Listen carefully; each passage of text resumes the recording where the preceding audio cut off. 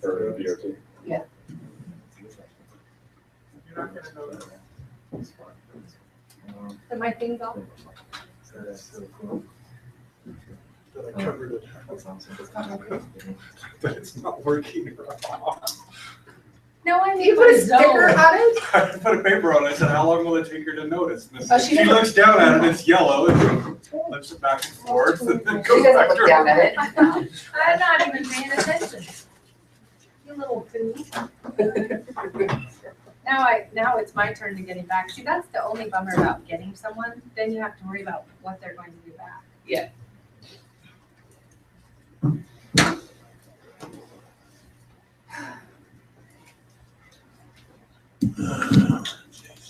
It's quiet in here.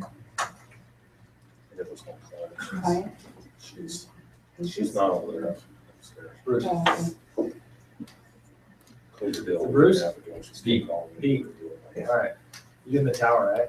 Was she in the house? Communications facility. Not sold her house. Oh, you sold Yeah, she rented it. Barbara, are you gonna talk to us from the podium? Yeah, Yes. She calls that. It has nothing to do with it. Maybe you're a nice person. Maybe, I guess. And if I don't respond to her within an hour, she probably, she gets more business. Great. So sometimes I say, I'm in the meeting for 3 hours. You'll talk to him tomorrow. I'll just take this spot. What's You take that. Yeah. And have it on Yeah. Programming automatic response. I was like, Yeah. I heard it too. It must be that I need to message it, right? Well, that should be really important. I'm maxed out on this guy now. See, you're. You're good to look at You're me. gonna be someone I else. need all the help. There you go. So, Hey, Matt, can you do this in the Thanks. Yeah, Lisa volunteered to do the whole thing. So did not, Lisa will be in a Bible. Let her go. Can I get water? I forgot to send them out for dinner. I ordered dinner. And you want water? Hey, Matt, just want to butcher your last name. Is it Dagger? Dagger. You butchering that? I did. Water? No, thank you. So it's gonna be.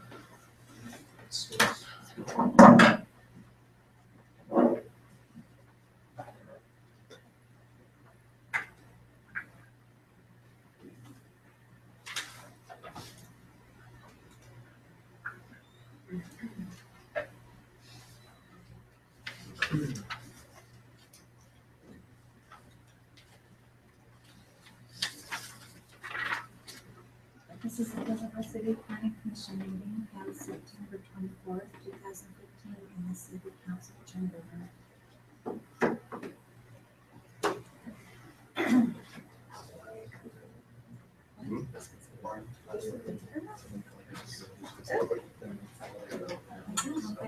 That should be. She usually puts it right there.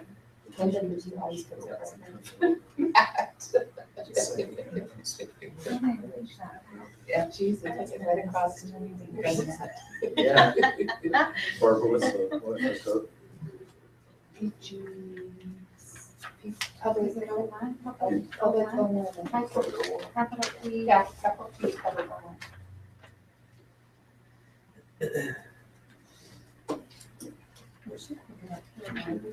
I don't know, she just always puts it, it's always been here, so I don't listen to it. They have voice talking into the mic. Pick it up and never hear. No, Bryce's microphone is a little. Yeah, Those just, he's talking on his call. He's a one of those things on Scholar. yeah, the travel one. Okay, who's going to play it? We'll start again. And Scott's doing.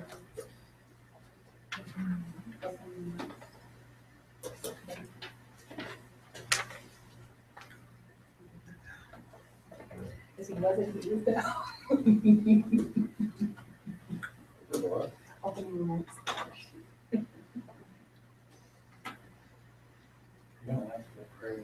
Matt, what comes in?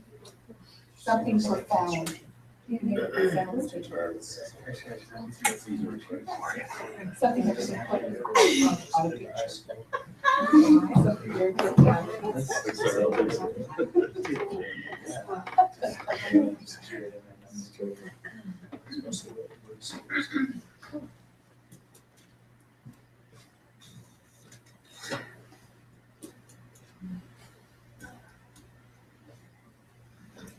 On the same school.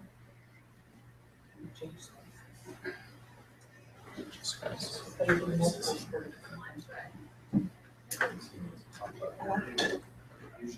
to be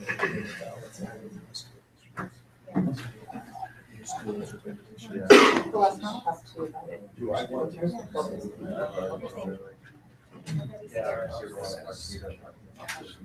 Yeah. Amy? No, no, it's okay. Have everybody, We'll just do, you don't understand. everybody just scoot down just a little bit.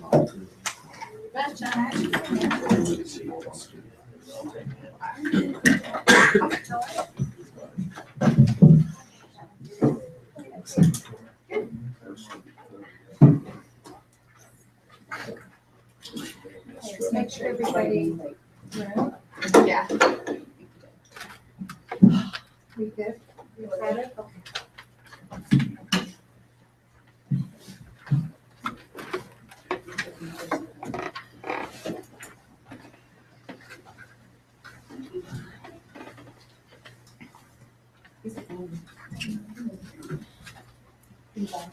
Amy said, hey.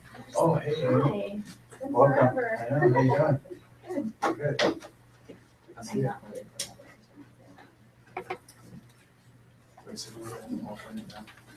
Yes. Yeah, I'll do that. I need to put that on the record.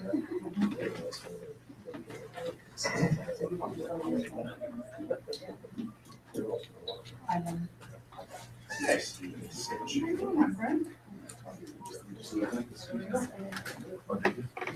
Which one?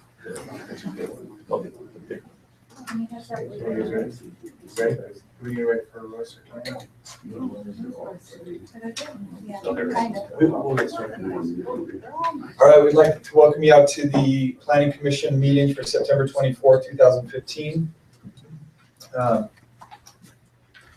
For anybody that's here on item number 2, which is a public hearing regarding the city code text amendment citywide, that item has been continued to the next matter. So if you're on number 2, it's continued. We won't be hearing it tonight. Everything else should be as is on the agenda. And so we will begin first by noting that Commissioner Baptista will be a voting member tonight. And so Commissioner Neidigger will be an alternate. We will begin with a opening remarks from Commissioner Richards, and afterwards Commissioner Neidigger will lead us in the pledge.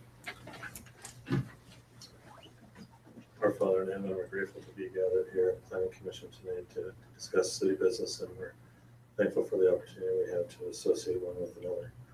Pray that thy Spirit be with us as we discuss these things, that we may have some minds and be able to sort through the issues that we have before us and make the proper decisions. We ask thee, Father, to bless us with these prayers and blessings in the name of Jesus Christ. Amen. Please rise.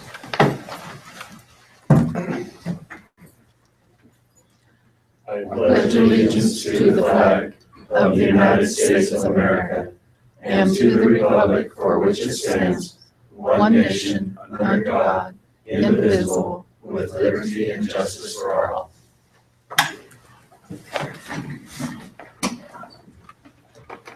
Thank you. We have the agenda. Do I hear a motion to in regards to the agenda? Mr. Chair, I move approve the agenda as stated, set forth with item 2 continued. I second. Motion by Commissioner Nelson, second by Commissioner Coombs, all in favor? Aye. Mr. Chair, I move that we accept the staff reports. Second. Motion by Commissioner Baptista, second by Commissioner Nelson, all in favor? Aye. Approved. Are there any declarations of conflict or abstentions from commission members on any items? No? Okay. I think we're good. We'll go ahead and move to item number 1, which is a public hearing to consider a 2-lot subdivision called Honeysuckle Estates, being approximately 0.66 acres comprising 2 lots located within Pleasant Grove City on property located at approximately 975 South Locust Avenue in the R1 9 single family residential zone. Joyce? Okay, so while we're waiting for the projector to warm up, I'll give you a little history. So previously, we received a application for this plat on May 4th, 2015. So the trouble they faced at that time is due to our definition of corner lots, being that the frontage is the narrowest front lot line. They weren't able to meet the minimum lot width, and so they sought a variance. Well, I guess I should say it was on May 4th. It was conditionally approved by the Planning Commission that they receive a variance for lot width before going to City Council. They sought a variance on August 20th, 2015, and yes, and the variance was denied because it was considered to be a self-imposed hardship. Didn't meet the requirements for a variance. So at the same time, another applicant came in and requested a change to the corner lot or the corner lot definition, which would restrict a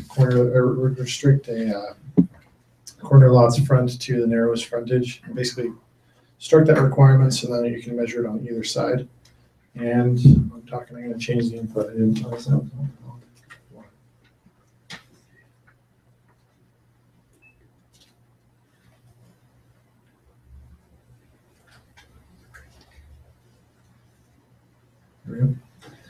Okay, so since that ordinance was changed, that definition of corner lots, they were able to measure, instead of east to west across the property, you're able to measure north to south for the corner lot. So here's a picture of the property as it is now. So as you can see, 1000 south right here is to continue east. And so that's what caused the lot width issue. So the way they've presented it now is that this lot is 85 feet across this way, and this lot is considerably more than the 95 feet across north to south. So that was the last issue that they were facing in terms of compliance with the code. So from a zoning standpoint, this subdivision meets all the requirements for the code. So are there any questions? Okay. Thank you, Royce. Is the applicant present? Can you just state your name and your address for the record, please? I'm Barbara Graff, and it's 4490 Oxford Street in Cedar Hills. And I think Royce. Sorry. Barbara Graff, 4490 West Oxford Street in Cedar Hills. And Royce pretty much said what it is. The orientation now can go either way. Here's the home. 2-car garage with a very, very large, deep tandem because it is very constricted on there, but it works. So hopefully we can have it pass and we'll get that taken care of and hopefully get started. Okay. Any questions for the applicant? Okay, thank you. Thank you. We will now open it up for a public hearing. If anybody from the public has any input, welcome to stand at this time. All right, we will close the public hearing and we'll bring it up here for any discussion. Any thoughts on this one? I'll make a motion. Okay. unless there's discussion. I move the planning commission approve the request of Michael Barber Graff for approval of a 2-lot preliminary plat called Honeysuckle Estates, Plat A in the R19 single family residential zone. Adopting the exhibits, conditions, and plans of staff report. I'll second. Was that Jennifer? Okay. So we have a motion by Commissioner Nelson, second by Commissioner Baptista. All in favor? Aye. Okay. Carries. Thank you. Thank you. So item 2 has been continued. So we will now move to item number 3, which is a public hearing to consider a request by Steve Thal for a proposed text amendment to section 10-11E-2-1, permitted conditional and accessory uses, adding use 5511 to allow for new and used auto sales in the downtown village zone chapter of the Pleasant Grove City Code. Royce? Okay, so here is a map of the downtown village zone. Just to kind of give an idea of the area. So we have 2 different sub-districts within this, the darker area being the commercial sales and the lighter area being a transitional, more residential focused. So the applicant's property is actually up here on the corner of Center Street and 600 West. But when we talk about text amendments, we talk about the whole zone in general. So, so because he's in this commercial sales sub-district, the change would affect everything clear down here to 5th South and east to just between 1st and 2nd East, up to about 1st North, and then kind of taking in this area just south of the old pipeline. So looking at the zone purpose, this is kind of lengthy, so bear with me. So the zone purpose of the downtown village zone, especially the commercial sales sub-district, is to provide a district in which the primary function of land is to create a livable and walkable downtown. The downtown village zone is to foster a revitalization of its commercial retail base, while the preservation of downtown's historical image and increasing livability and protecting the existing single-family residents' quality of life. It is further intended to maintain the historical downtown village image as the heart of the city, which residents and visitors of the city can identify. The downtown village zone and its sub-districts are to be characterized by clean, well-lit streets, ample pedestrian ways, and vehicular parking lots for the convenience and safety of the public. Attracting and inviting and well-maintained shops, stores, offices, and other buildings are also characteristic of this zone and are to follow the turn of the 20th century, and there should be design after that. So the intent of the zone then is to create more of a village style. That's the name of the zone, Downtown Village. So in the creation of the zone in 2007, the city council determined that they didn't want auto sales in particular. When I was talking to the applicant, when the application came in, we discussed the fact that there are other auto uses. You can sell auto parts, you can do car sales, that kind of, or not, sorry, car sales, but you can do car washes, that type of thing. But the car sales seem to be conspicuously removed or not included. So in research after the application, we determined that yes, the city council did in fact question whether car sales were to be added to the zone, and they said, no, we don't want that. So it could be that the city council could change their mind on that.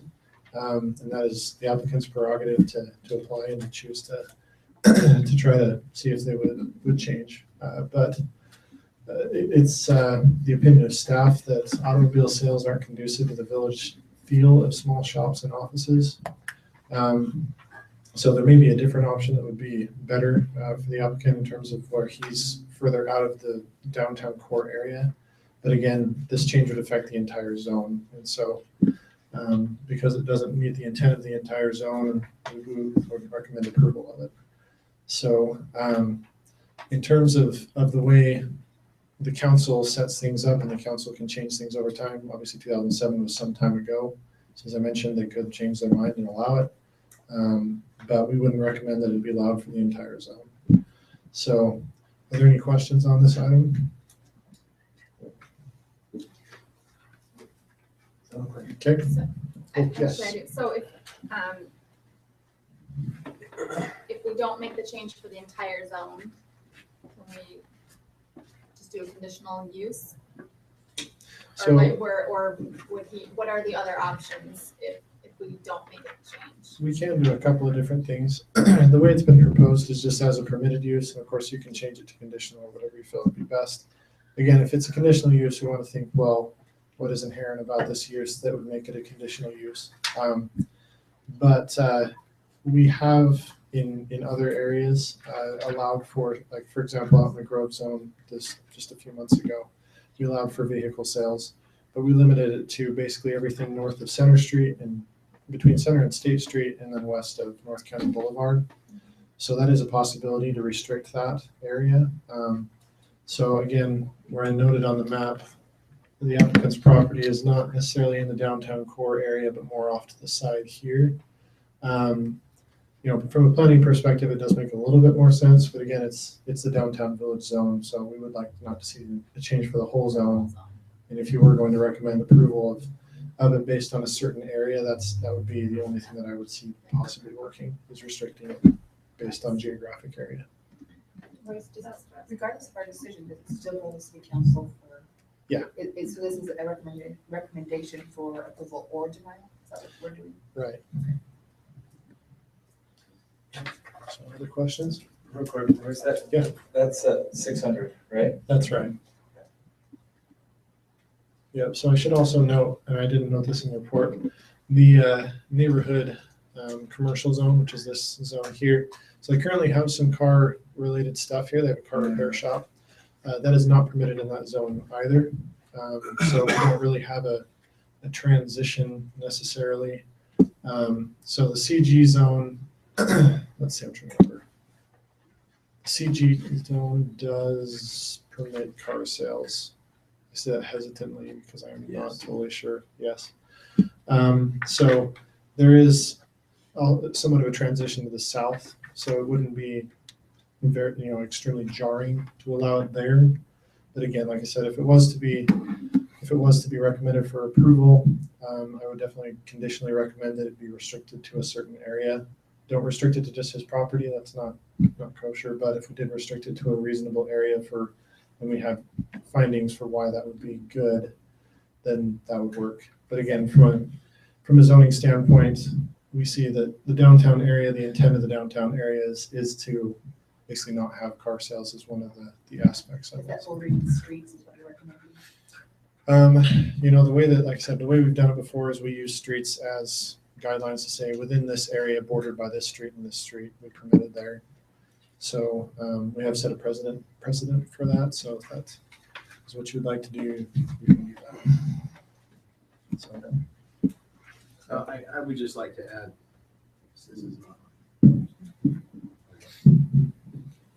would just like to add that that property or that whole area was recently, last few years, added into the downtown village zone. For one purpose being that we wanted to have a good gateway entrance into downtown.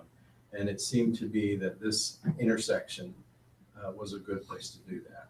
So I would be personally a little bit hesitant to recommend some type of use at the gateway of downtown that doesn't reflect downtown. Any other questions for staff? Is the applicant present? If you'd like to stand, say your name and address for the record. I'm not the applicant. I'm not Steve Thole, but I'm the car dealer who is working with Steve. Steve has been in this location for some time, and he runs a automobile repair area there. Can you tell us your name Oh, I'm sorry. Jim Wilson, and your address? 559 East, 2600 North, Provo, Utah. Thank you. And for some time, that's been a bit of an eyesore. I think if most of you know exactly where this is. And our proposal is to come in and sell as a second lot. We have a lot in Orem, and we've been in business for 40 years. But the property there it's surrounded by commercial, and there's across the street on the west is an auto shop, and we just feel it would would work better for us to have that there. Steve does all of my work in preparations for cars, and that's why I'm here with him tonight. And he does a great job in doing that. And so we just ask for your support in letting us do that as a second lot for us. Any questions for the applicant?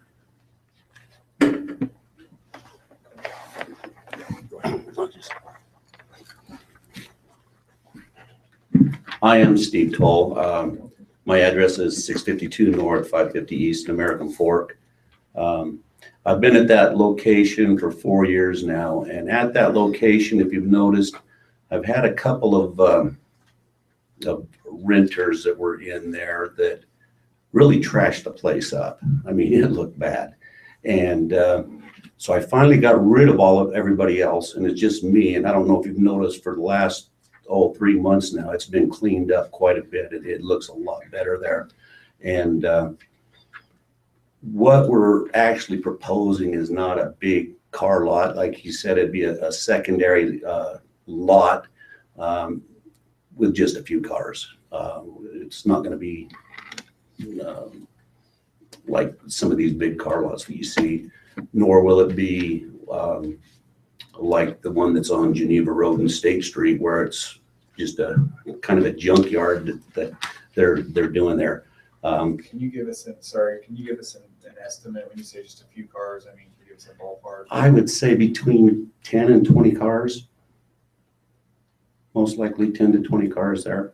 But it is something that we'd like to try there. I think that it would be a good location. I think that it would help improve the look there. And Jim is willing to come in and do a few things like repaint the building, just make it look a lot nicer. It's hard to sell cars off of a junky lot. So I think it would actually be an improvement.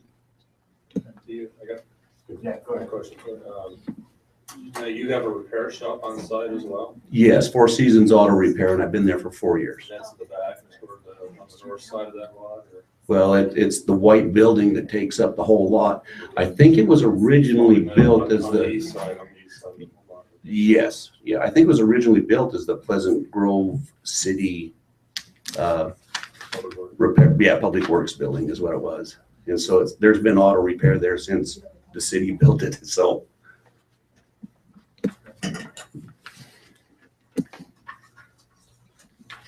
Any other questions at all for Mr. Cole? Okay. We will go ahead and open it up for public comment at this time. If any from the public would like to say anything, now's the time. Doesn't look like anybody here for public comment, so we'll close that and we will bring it back up here to the staff, or to the commission. And I'd like to hear some input from you to see what your thoughts are. I have some initial thoughts, if that's it.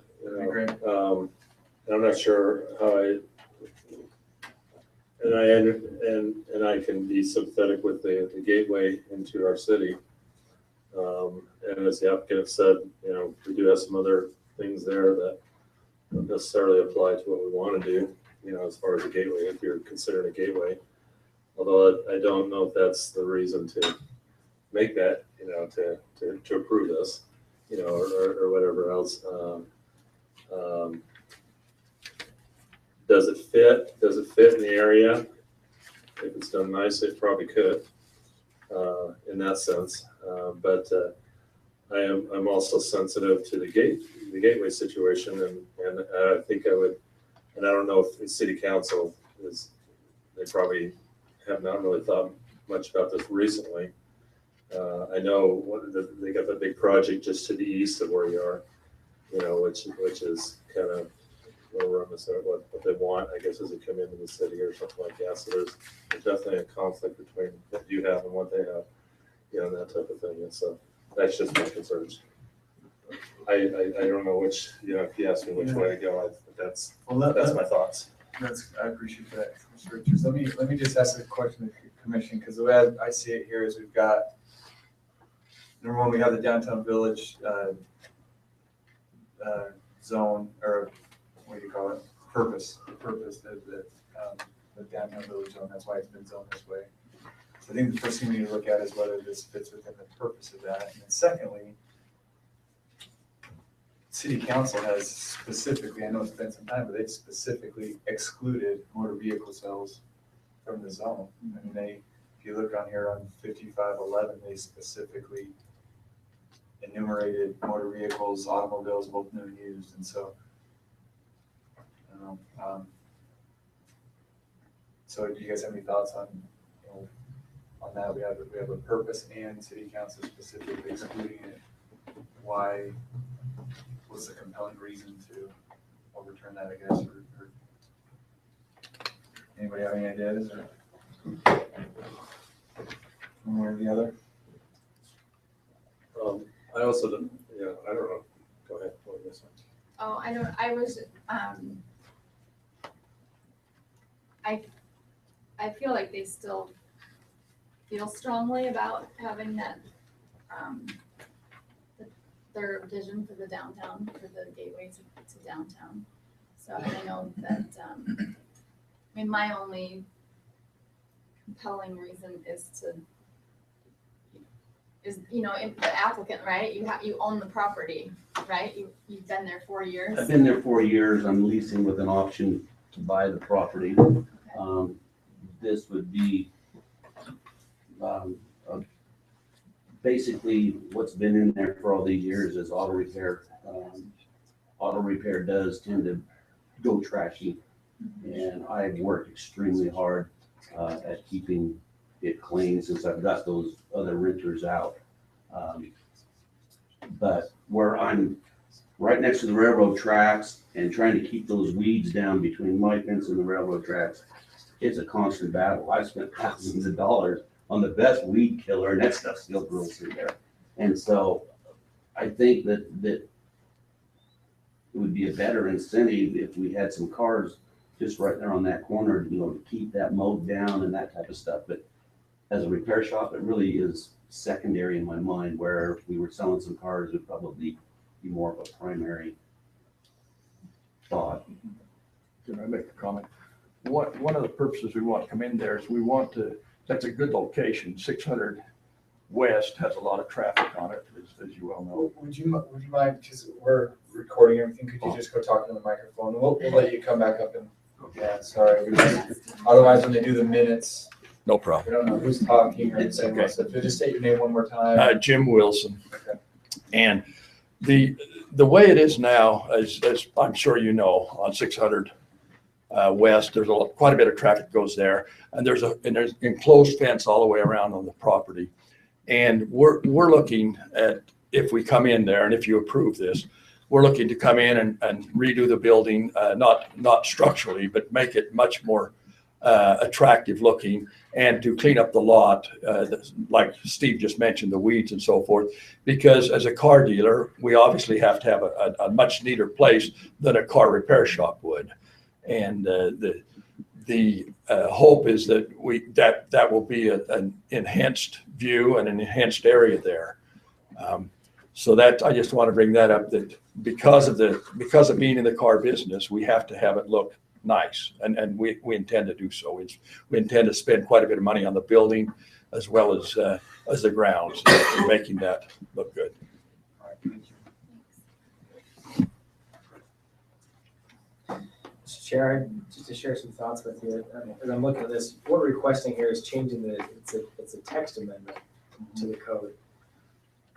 And it seems like what we're looking for is more or less a conditional use for a property. I don't think we can open the door open for anything, or everybody have an opportunity to do something like that. I think it's more or less a specific case. Am I right? Or I think that's a valid point. That's what Amy brought up earlier, that, yeah, I mean, are we looking at changing? Because as it stands, if you made a motion on what's here, then it would change the entire zone, and that's very broad to open that up. Is that your other question? Yeah, okay. I'd just like to remind the commission that a conditional use is a permitted use. It just allows you to attach certain conditions. So if you were to make it a conditional use in the zone, we could at some point ultimately have car sales lots throughout the downtown village. It's not currently permitted right now. It's not permitted at all right now. You make it a conditional use, then you're looking at a different situation. But this is changing the text. What's the difference between The changing? request is that it go in as a permitted use. If you should decide that that's not the way you want to go, but you want to recommend something else, we would have to go back, change that, and then come back to you. But just keep in mind what that means if you make that recommendation. Because I think the biggest concern we have is because it's changing the whole zone. What is the applicant's option if we don't want to change the zone? Well, if you feel that that property is okay to have that kind of use on it, then we could have a text amendment or the creation of an overlay zone. One of those two methods could work to apply specifically to that property. The overlay would be attached to like bordering roads and not specifically to property. No, well, no. We could actually put it on You the put it property. on the specific property. So the auto repair shop that's there now is allowed to be there? It's a non-conforming use. It's not, if they were wanting to go in and do that today, it wouldn't be permitted. Steve Toll again. I would just like to add that it is allowed right across the street from that property for, along that property line. I'm not sure how far that goes before, but as the code is now, people could go right across the street and, which is actually closer to the street than what I am. And it's allowed there. Thank you. I guess I'd point out that is it, so he's talking about right here, but I mean. that's- No, south of center. Oh, Oh, right here. okay. If you go south of center, Yeah, it's a it's permitted use. The point is though, that it's a different zone. So, In my opinion, it would be a short-term benefit, but lock in a long-term allowed use. Long-term, there will be a light rail line right past here. There will be a station there at Center Street or somewhere close. I think the area is going to change substantially over the next decade or two. And I don't know that we want to lock in that kind of allowed use at the entrance to the. And also remember that right next to it is the senior housing apartment building, which is designed to be downtown architectural guidelines. Change your face around.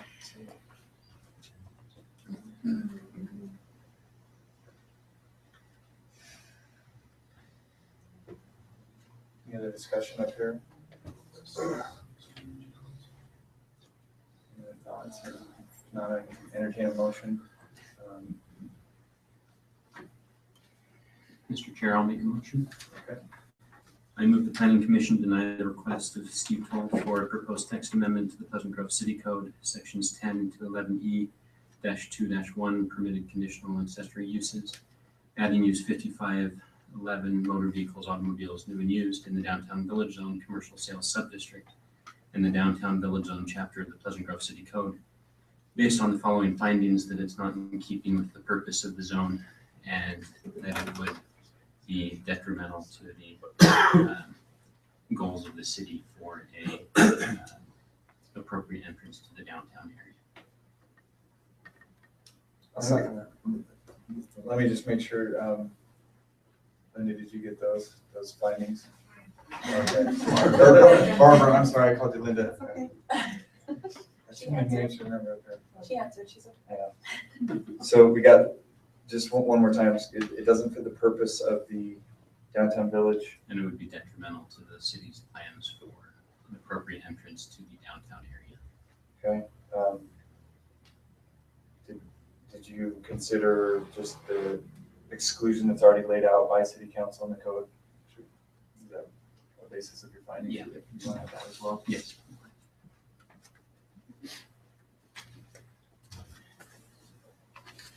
Okay. So we have a motion by Commissioner Still, a second by Commissioner Nelson. Is there any further discussion that any commissioners would like to add to this? I think I would like to maybe add something to the, I would agree, that it's not zoned for this, and I understand the future of it. But So I think I could understand that. I also favor, not favor, but I can understand our applicant's situation where he's got automotive around it. And it's been a continued use there for a long time, you know, in that form there. And, you know, so I would not say I'd want to prove it. I think I would like to also hear what, I know we'll hear what city council has to say as a result of this, you know, but I think before I win approval or denial, I think I would, we don't know, yeah, I understand that, you know, it's a great place for the tractor. We don't know that's gonna happen there. It could. That's a good location for it, I understand. It's on the plan. It's on the plan, but that plan's used to be downtown too. So, you know, it used to be in a couple different locations, and who knows what's gonna happen 10, 20 years from now. And, yeah, we do have a viable business, you know, across the street, you know, that's similar to what they're doing, you know, right behind it. And, so, I don't know, I think I would probably not vote for a denial, but maybe a continue. What would you, Based upon, I would like to, I guess what can we accomplish with a continuance? What other information would you, what would be a change in circumstances that would make? I guess the city council could make that decision, you know, based on, they'll have some discussion on it, so that could take care of what I'm talking about, you know, in that sense, so. I don't want to continue, because I don't want to hang you up, for another 2 weeks or 4 weeks or whatever else till we meet again.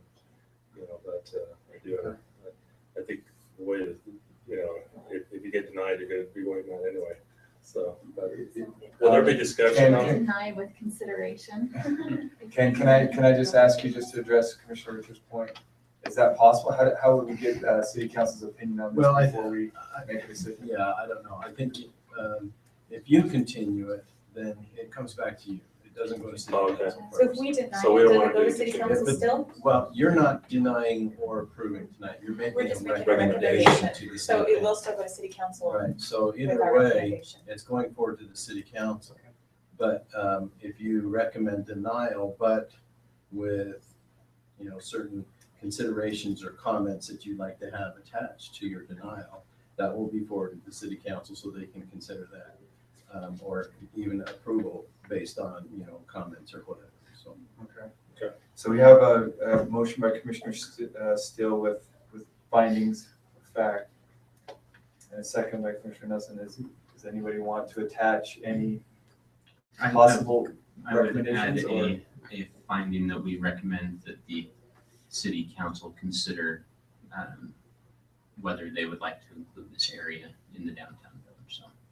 Such as like, Just possible overlay. Portion. Well, or whether portion of it is still their intent that this area be included. You know, it's been a while since they made a decision. Let's ask And them if they I would want. agree with what he says, and maybe add to it whether it's a consideration to consider an overlay, you know, into that, you know, as a possible discussion. It's a tough area, and I know, you know, the goal is to change it, and it has to start somewhere. So it's hard. That's a tough spot there by the track. Basically, if you do approve it, it's going to enhance the property. It's going to look a lot better than it does now. And if that's one of your goals, I would ask you to consider that. Right, it will. I don't think any of us dispute that Right. at all. It's just, like was stated, it would change the whole zone and open that entire area. So if we could find some way, To take that little corner Yeah, piece to- out of that. potentially. Yeah, if you guys could, let me just appreciate that, Commissioner Carbon, but just so the applicant understands, you know, our what's on the agenda today is not if these guys can improve it, make it look better, make it nice, then you got to approve it. You know, we appreciate that, and you know, I personally believe that you would improve it and it would look nice. And however, and so we take that into consideration. At the same time, we have a city code we're being asked to completely change with a specific direction from the city council previously to exclude this. And so I think we all feel a little bit of a conflict because we want to encourage your business at the same time. But you understand that approve or deny, this still goes to city council, and we are making some recommendations in that case. So let's go off the motion, or let's continue on the motion. Do you have something else? Ken? I just wanted to add to the thought of improving the property. I think that's honorable and wonderful to have plans to improve the property. I'm hoping the applicant understands that should they ultimately find a way to have this included to allow them to do what they want to do on this property, that improving the property means more than just cleaning up the weeds and such. We would require a full-scale site plan for a new business, which would require landscaping, sidewalk, curb gutter, all these things that a new business would be required to do. So, but beyond that, my comment was, it's one thing to say, well, yes, it would clean it up and it would look nicer, but I guess the way I look at it is, well, if it's currently at, shall we say, between 1 and 10, it's rated 2. And if we clean it up to a nice car lot, that would bring it up to a 7. But the goal for the code for the future that property is at, it will be a 10. And if we do it at a 7, it won't be a 10, it will stay a 7. Mr. Chair, I have one question before we consider the motion. Do I need to restate the motion as a recommendation rather than? Yes, that would be Okay. good. Then, Mr. Chair, I move that the Planning Commission recommend that the City Council deny the request of Steve Tall for a proposed text amendment to the Pleasant Grove City Code, sections 10 to 11B-2-1, permitted conditional accessory uses, adding use 5511 motor vehicles, automobiles new and used in the downtown village zone commercial sales sub-district in the downtown village zone chapter of the Pleasant Grove City Code, based on the following findings: that it is not consistent with the current zoning with the stated intent of the zone, that it's not consistent with the stated intent of the city council, who have excluded this use from the zone, and that we recommend that the city council consider their intent for this location and whether there are options to allow the proposed use. I like that. Yeah, I mean, it's good. I think before you had added, it could be detrimental to the gateway. Yes. Yeah. Purpose of Glad that. the gateway. So Thank you. we'll just take notes. Yeah. Okay, so we have the motion by Commissioner Steele, second by Commissioner Nelson. All in favor? Aye. Okay. That concludes item number 3. Thank you. We'll move now to item number 4, which is a public hearing to consider the request of Pete Simmons for approval of a 100-foot tall stealth field light cell tower replacing an existing ballpark light tower on property located at 1550 North, 100 East in the RR zone. Royce? Okay, so some history on this this cell tower application. March 12th, 2015, we had an application that came forward to the Planning Commission. This Planning Commission meeting for a cell tower at Manila Elementary. That was denied. It was appealed by the applicant, and on July 16th, they went to the Board of Adjustment, and that denial was overturned.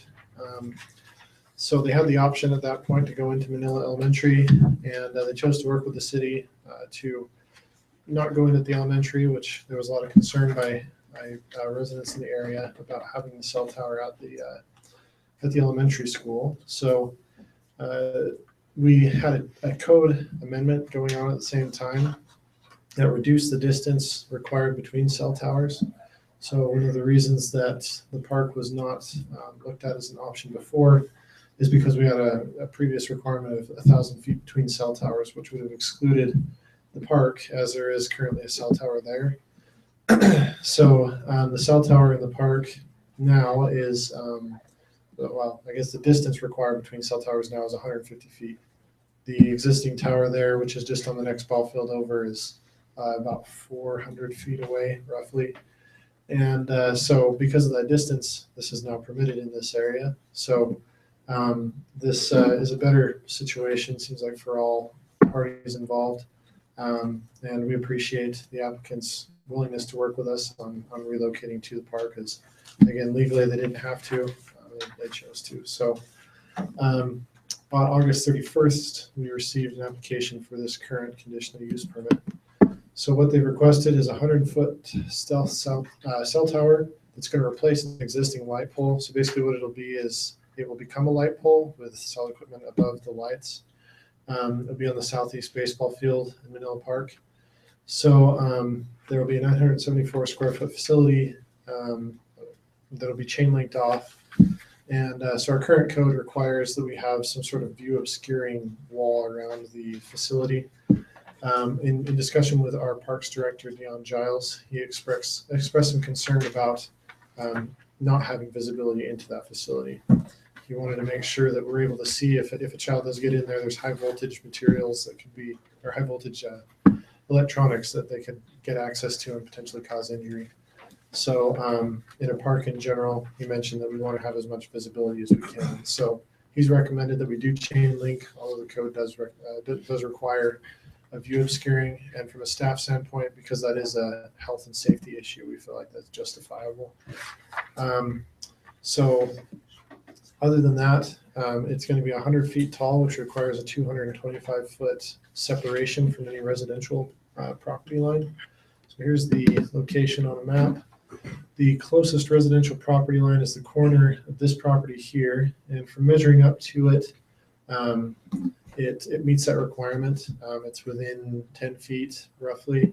I figure when I measure on Google Earth, I have to give it a few feet of leeway. It's not always exactly accurate. So the applicant is intending to move the cell tower just a couple of, I think it was 7 feet or so to the south. And you can speak to that, of where the existing pole will be. But in measurements, determine that that does comply with that 225-foot requirement. So the height of the tower is the maximum that would be permitted for a cell tower. We currently allow 100 feet. And there would be a 6-foot lightning rod on top, which we don't consider part of the structure. So based on the fact that it does meet all the code requirements, with the exception of the obscuring wall, we would recommend approval of the cell tower. So let's see here. Here are some photos that has been provided by the applicant. So if you are in the parking lot, as you come in off of 100 East and looking towards the west, so you have the other towers that have the lights on them. And then here would be the lights and then the cell equipment. And then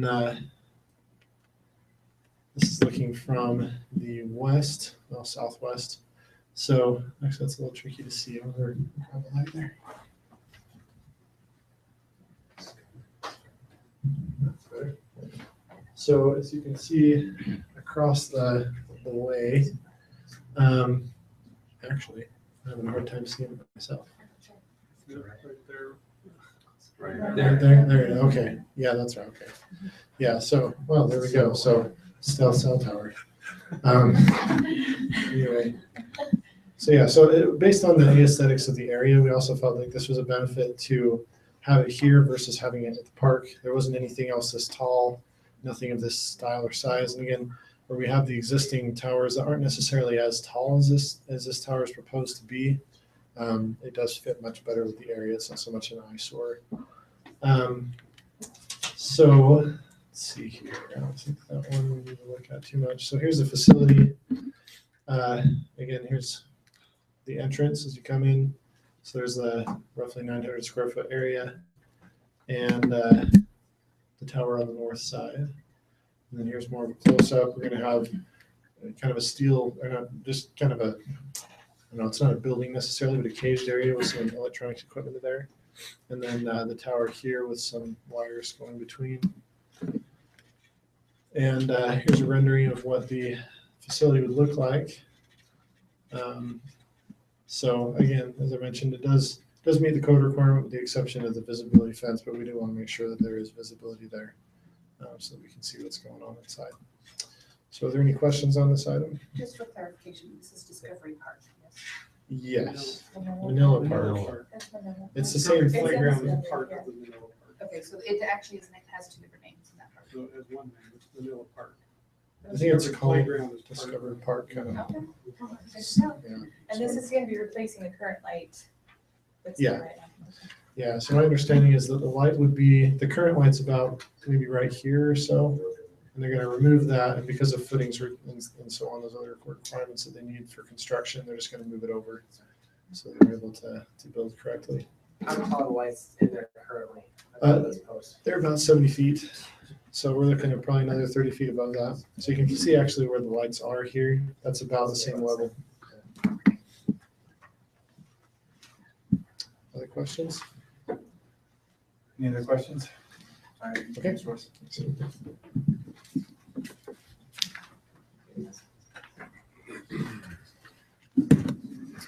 Pete Simmons, 5710 South Green Street, Salt Lake City, 84123. Representing Verizon Wireless this evening. To kind of give you a little bit more history on this, and again, you know, we went before you in the past. We looked at going middle elementary. You know, we met those requirements. After everything was done, we appealed it. The staff and everybody still came back and felt that, you know, we'd really like for you to come and to go in the park.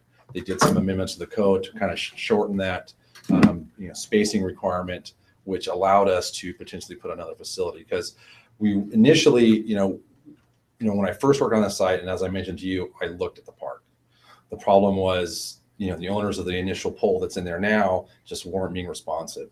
After that meeting we had when you denied it, we came back, reached out to them. We were trying to work, basically got where we are today, nowhere. But luckily, as the city proceeded with the amendment, that allowed us to kind of open the door. So with that in mind, we came forward and says, well, let's build a facility, but let's build a facility that we can actually add more co-locators on. Because the problem we were facing with the other facility as well, it's an existing 75-foot tower. And, after everything was said and done, because initially when we talked to the owners of the tower, there was only, I think it was Clearwire on the facility. And since that time, they've been bought out by Sprint. When we initially approached them, there was discussions that we would swap out the tower, go to 100 feet. We'd, take over the position that Clearwire was in, and then they would take up the top position. As time passed, things came out that there was two other carriers that were apparently going on that tower, and the idea was they were going to raise that tower, but they were having issues structurally that wouldn't work. We just tried to work it out. It didn't work. When Ken's staff came up with this, like I said, we decided if we're going to build this tower, let's build it so it'll be co-locatable. So we're not going to have to keep coming back to you guys and, change this tower structurally. I mean, granted, when a new carrier comes on, I'm guessing they're going to have to come before you just to get the additional ground space. They're going to have to work with the city on that, and then they'll have to come before you on whatever design. As far as, as Roy had mentioned, with the code does talk about masonry fence. It does also mention that it can be opaque. It has to blend in with the area. It doesn't absolutely state that you have to be masonry. And we felt when we designed this, that because you have an existing facility with chain link, we were going to go along those same lines. On top of that, I've dealt with a lot of SEPTED issues in the past when I used to be a city planner. That's criminal prevention through our environmental design. And the big issue we were facing a lot of times in West Jordan City was the fact that we build facilities, we'd have people come into areas, they would build these, masonry walls around some of these facilities. And in some cases, they were required by, the cities and by West Jordan City at the time. But it created these pockets of areas that were hiding places. And unfortunately, we lost one of our officers earlier on, in a situation like that where someone was hiding behind something. So that was one of the other things that I took into account when I looked at this facility is I wanted it to be open because it is in a park setting. I want people to be able to see in that if anybody were to get into that facility, we can make sure that we know who's in that facility as well. But again, we worked with the city. This meets all the the code standards. I think it works well here. I mean, I still thought that it worked well at the elementary school, but again, we felt that in order to be a good neighbor, to be a good tenant, we would work with the city, place something here. We would design it to allow for co-location in the future for multiple carriers, because who knows what's going to happen in the future. Right now, you've got Sprint, Clearwire, AT&T, Verizon, I think a couple others. It may either every may be gobbled up into one, or there may be a lot more because there's a lot of different wireless providers. This will provide that opportunity for, another carriers to co-locate on there, which will also provide another opportunity for some income for the city. So I'm here if you have any other questions on this facility. I think just wanted to make sure, because I know there was a couple things I talked to Royce about, and I think he's covered those. In the analysis section of the write-up, it brings out, it mentions 8-inch panel antennas. We're actually doing 8-foot panel antennas.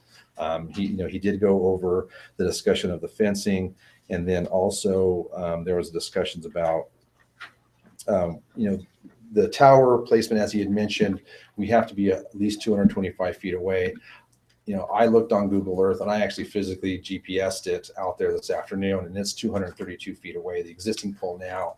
Unfortunately, we can't just take that existing pole off its foundation and put our pole on that foundation, because a lot of times we've got to go 20 to 30 feet down with a pier foundation if the soils will allow us. Otherwise, we've got to do a mat.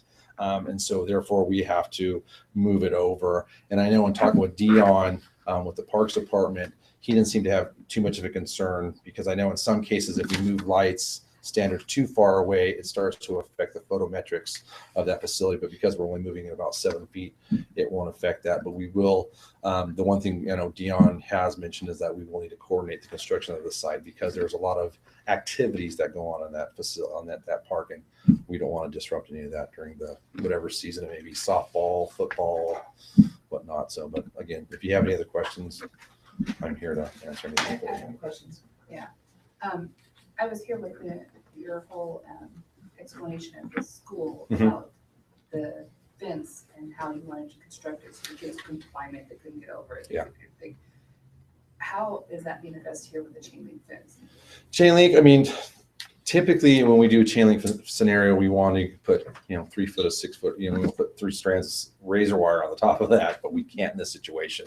So a lot of times what we'd have to do is, if a 6-foot fence isn't adequate, we'd bump it up to 8 foot. Because I mean, quite frankly, 8-foot fence, chain link, masonry, or otherwise, kid's gonna get over that. But that's kind of, we're matching exactly what's out there now and what the other facility has as well. I understand that. So what happens when someone hits a home run that goes over the fence in that contained area? If that's the case, then basically they're going to have to call, I guess, whoever's there at the facility, because what'll happen is, we'll probably have to work it out in that scenario. If there's a ball that goes in there, they can gain access into it, similar to like at the school. They, whatever park employee who's there, or they may unfortunately have to call or wait until the next day to get it out of there. But, yeah. Yeah. Any other questions for that? Why is it called stealth? That's maybe not relevant, but curious. Stealth is, Sounds cool. well, I mean, it's just, when we're designing facilities that don't look like your standard monopole, they're somewhat considered stealth. I mean, there is a company out there that's called Stealth Concealments that, it's just kind of been an industry buzzword for a long time. Is anytime we design something, whether it be a light pole, whether it be water tank, or some of these clock towers, because I've been doing a lot of them lately throughout the Wasatch Front. I've got some clock towers. It's not a type of radar. It's just Exactly. No, Big Brother will still see you. How many co-locators can this have? Well, with a 100-foot tower right now, you're probably looking at, you're gonna get at least 2 additional carriers above those lights.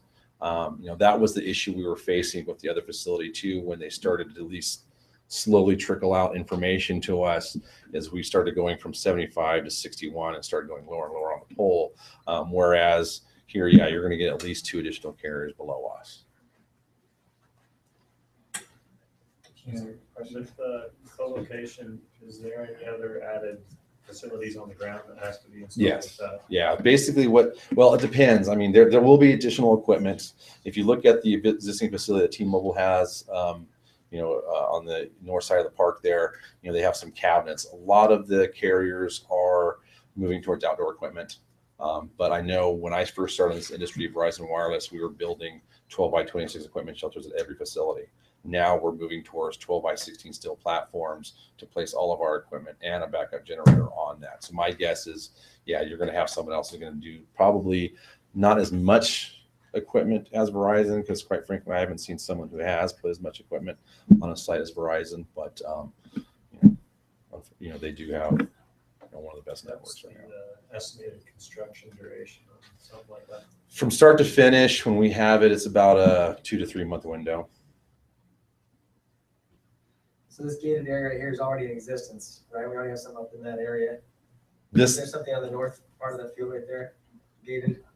On the northeast field, this is the south. South. Oh. Yeah.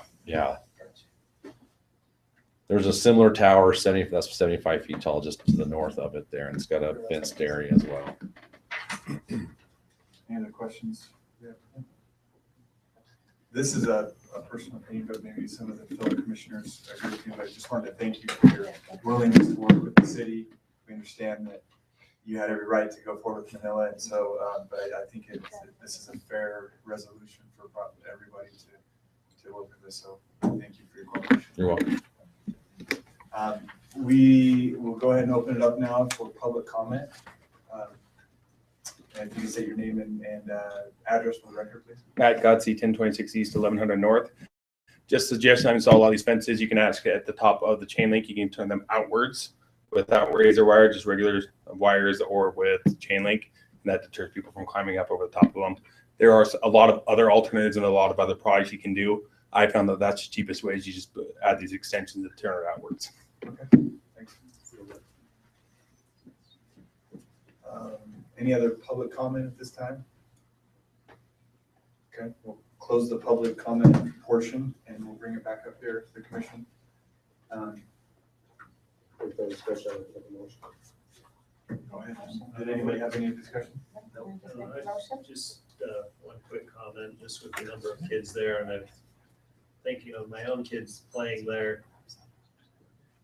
I would recommend, see if we can do something to just deter kids from climbing that even a little bit more, just because there's so many there. A lot of them are there unsupervised. I can just see them if their ball goes over, hey, it's my ball, I'm getting it. So if they can just take that into consideration. Have we had any issues with the other tower that's there? Have we had any problems? I'm not aware. We have to ask Dion. It may be something we want to add a sign. Please call. Yeah. Or to retrieve lost equipment, frisbees, whatever. I, for one, feel like we would have less children even at the park potentially climbing over than right in the middle of a school playground. Probably more balls going over, but that's definitely a valid concern. And so, good suggestion. Maybe put a sign there, somebody with some contact information. We can also put it as a recommendation, right? Yeah. Okay, Mr. Chair, I move the planning commission approve I move the planning commission approve the request of Pete Simmons for approval of conditional use permit for cell tower facility on property located at 50 North, 100 East in the rural residential zone, and adopting the exhibits, conditions, and findings of the staff report, and also take into consideration the recommendation to let's see what's the wording on that, to develop a Notification. Contact. well, that, and also to develop a notification sign as to where any lost equipment could come in there, as well as any modification to the fence which could prevent further people from going in there. A second. Okay, there's a motion by Commissioner Richards, second by Commissioner Coons. All in favor? Aye. Okay, Barbara, there's a typo in the staff report, so that's something we need to address, or is it not to go this one? For which part? Well, it's kind of a comical one if you look at number 3. Where you at? Commissioner Nelson's keen eye, I picked it up. We had a good check. It says fight next to the tower, instead of probably right next to the tower. So, that probably could have been a concern at Manila. We already had enough fighting. Page 1, number 3. Oh, fight. As they used to say, a fight next to the flag I flag know. school. Now it's a That's fight right. next That's to no the- longer at the bleachers, it's at the cell tower. Okay. Moving on, we will move to item number 5, which is a public hearing to consider the request of Brad Nelson for approval of a site plan expansion for the Spectrum Academy Charter School on property at approximately 867 South, 800 West in the BMP Business Manufacturing Park Zone. Royce? Okay. So the request here is that we have the existing school. They want to expand it to the east, expand some building onto it, and then provide additional play areas. So there's going to be more field and open space for the students to play. So currently, here's the school with access on 800 West. And let's see, so the site plan shows, so basically you have this split right here, this dark line.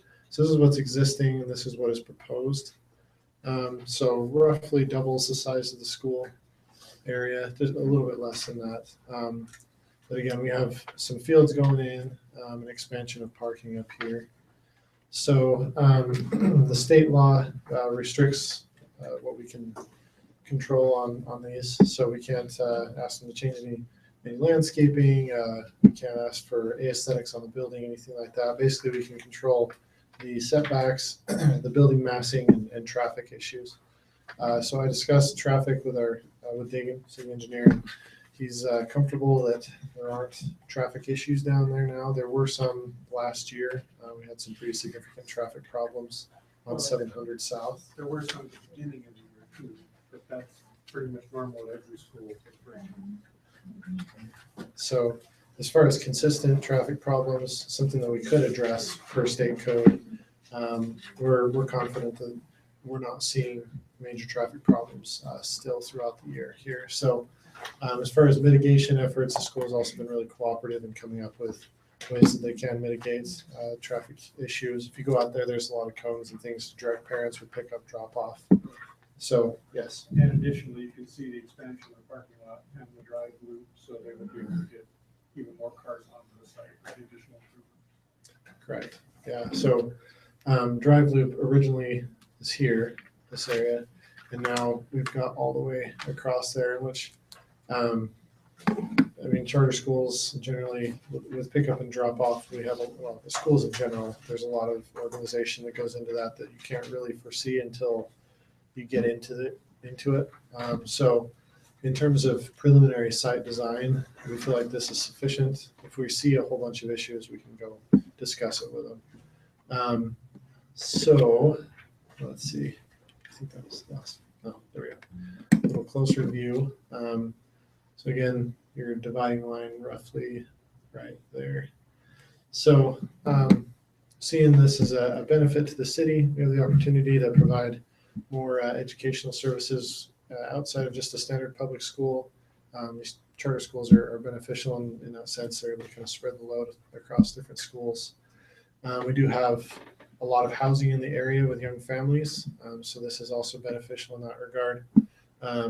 So I would like to point out too, so this is 700 South is just a section of the top of this access. So there is a continuous pedestrian access all the way down. There's a sidewalk with ADA compliant ramps and so on. So children have a safe route to get down there. They're not just walking on the street or in the dirt or whatever. So again, like I said, I feel like we've had a lot of thought put into this. There is some nice landscaping out there too. You really don't have to do that. The existing landscaping looks very nice. While I haven't gone into a full analysis of whether it meets our code or not, it's not something that we can regulate. So we feel comfortable with what's out there. So are there any questions on this item? I just have one, just out of curiosity. Do they have any busing at this school, or is it all parent drop off? I don't know. Bruce. So a little bit about Spectrum Academy, it's a highly specialized charter. Right, I know They that. focus on education for autistic range students. So pretty much everyone is coming by car to this. So there is a. Yeah, because they're not all from our city. They're not all from They're our city. traveling They some serve pretty much distances. the Yeah, county. yes, I thought. They have another facility in Salt Lake County that's been very, very successful. They had a significant waiting list of hundreds of students as soon as they announced that they were going to open this facility. That's why I was asking if they had a busing system. This will expand it to K through 8th grade. They're adding about 200 more students with the expansion. But do you know if they? I have never seen them have a bus there. So this expansion is for more classrooms? Yeah, so as you can see on the plan here, these ones are going to be classrooms to my understanding. And then I believe there's also more of like a meeting area. I think the applicant can speak more to that. The Gym facilities, yeah. So, yeah, so it does add more facilities for more students, as David mentioned. Any other questions for staff? Okay. All right, thank you. Is the applicant present? Okay. Note that the applicant is not present, and we will go ahead and open it up for any public comment at this time. Any public like to make a comment? Nope. We'll close that and bring it up here. Any comments or discussion? All right, we'll make a motion. Is that one road the only access then? Yes. And if they're expanding for classrooms, I'm assuming they're expecting more students then? Yes. Do you find that that's going to be sufficient for the extra load that they're expecting? When they originally came in and so they built this subdivision and built that roadway, I thought that this school had more going for it for traffic arrival and pickup, drop off and pickup than any other. I was surprised at the level of traffic that we had, but they quickly adapted to that. They stagger their arrival times, so the various grades start at different times. Their unloading and loading procedure is slower again because the type of student that they address, they very much need a regular expectation. So any change causes everyone a lot of trouble. We did stripe the road so that there are 2 lanes southbound on it and 1 lane northbound, which is also provided for a whole other lane of additional queuing. It's been pretty good. The school, when they brought in the plans, they also discussed the idea of doing a little bit of a further improvement on 700 South. So just to the west in front of, I get them backwards, is it Gateway Village or Pleasant Springs? Pleasant Springs is the apartments here. Sidewalk ends right there. And so they were going to review, they didn't think it'd be too much for them to extend the sidewalk to here.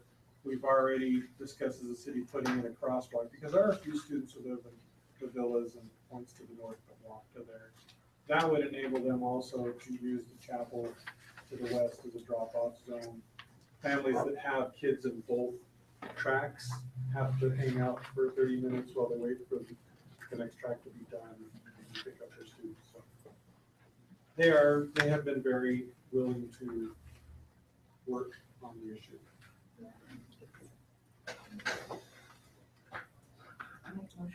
Okay. Go ahead.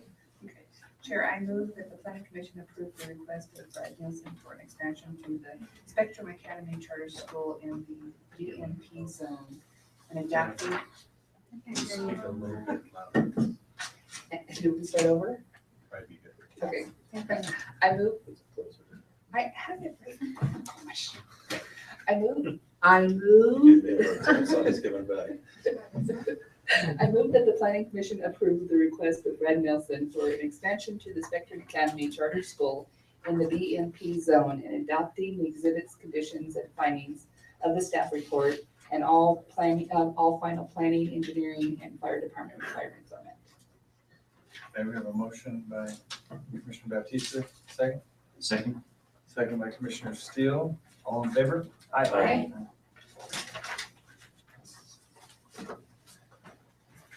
Okay. We'll move to item number 6, which is a public hearing to consider the request for Jeremy Ackley for approval of a 2-lot preliminary subdivision of approximately 3.9 acres on property located at approximately 3414 North, 750 West in the RR Rural Residential Zone. Joyce? Okay. So an iteration of this plat was brought to us, I believe it was last month. We were looking at what needed to be done to make the plat work. Originally it was submitted with all 6 lots of the original plat C. And we just determined that because they'd used lot size averaging And the lot that's being used in this subdivision was the larger lot that allowed some of the other lots to be smaller. That if they changed the size of it, then it would change the compliance with the lot size averaging code. And so anyway, so we had them vacate 2 lots from the 6 lot subdivision. So that plat is in compliance still. And then what they're doing is they're moving the lot line of lot 15 approximately 30 feet to the north. So let me get down to the plat here. So, so this being lot 15 here, there were also some lots on this side and a large lot that went up there, parcel A. So this would just move this lot line approximately 30 feet to the north, give some more space to this lot. Parcel B still is well within the minimum lot size, the half-acre lot size, and it's increasing the size of lot 2 or lot 15. And so we still have minimum frontage met, we still have minimum lot widths, buildable area. And so really, this is almost like a bookkeeping thing. So based on the fact that it does meet all the requirements for the code, we recommend approval of this preliminary plat. Can you go back to the area? Yes. So there are no existing homes, at least on that property. So the intent is to build a home on lot 15.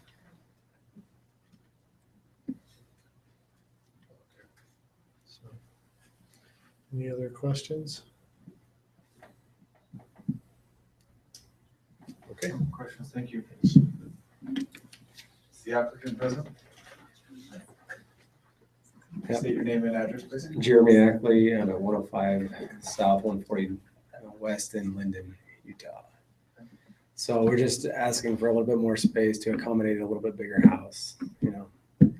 So that's pretty much what we're there for. Any questions for the applicant? This is on the subdivision of the Scales property. Right. Yeah. Are you the builder or? Yeah. Okay. I don't think we have any questions for you right now, but Okay. we may call you back if we do. All right. Thank you. We'll now open it up for public discussions. Anybody from the public is welcome to go and speak at this time. Okay, we'll close the public comments session and we'll bring it back up here. Any discussion or for a motion?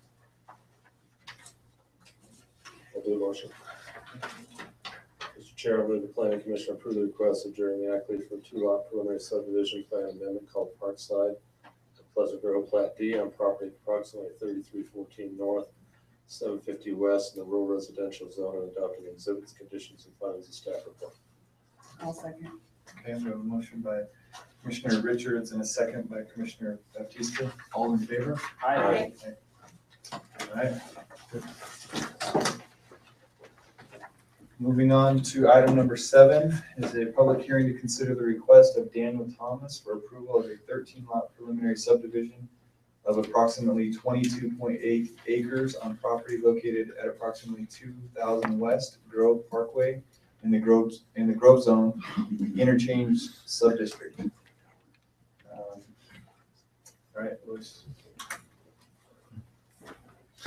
Okay, so this is gonna be split, well, this part will be split into 2, but this is one of 2 parts, so we have a site plan coming up after this. So the applicants requested, in preparation for a business park in this area, that we subdivide these properties.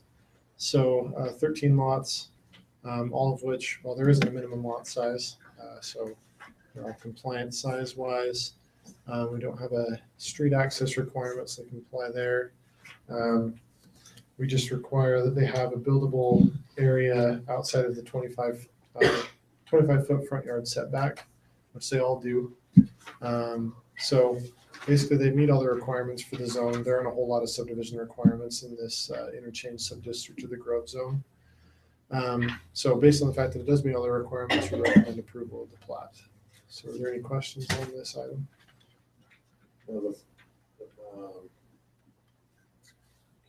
So the freeway's right here, right? Yeah. I thought in a lot of our meetings that we could, at least in the past meetings, you know, that as I've talked about this, you know, in the past year or two, that you couldn't, Is this just a right lane only or type of a turn or? Yeah, it would be right, yeah, right in, Because right out. UDOT wouldn't allow. That's an existing road. That's, Oh, right here? yeah. Okay. Yeah. But you can't. You can't, there is the median, so Right. you have to go down to the light and either turn on to North County Boulevard. Or go down here. Granite or, or sorry, not Granite Grove.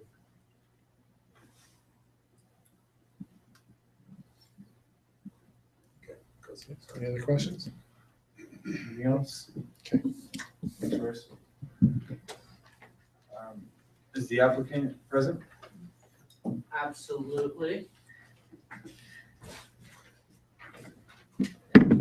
Daniel Thomas, I'm with St. John Properties, 299 South Main Street, Suite 1300, Salt Lake City. And by the way, you all look dazzling this evening, and it is a joy to watch you work. All right.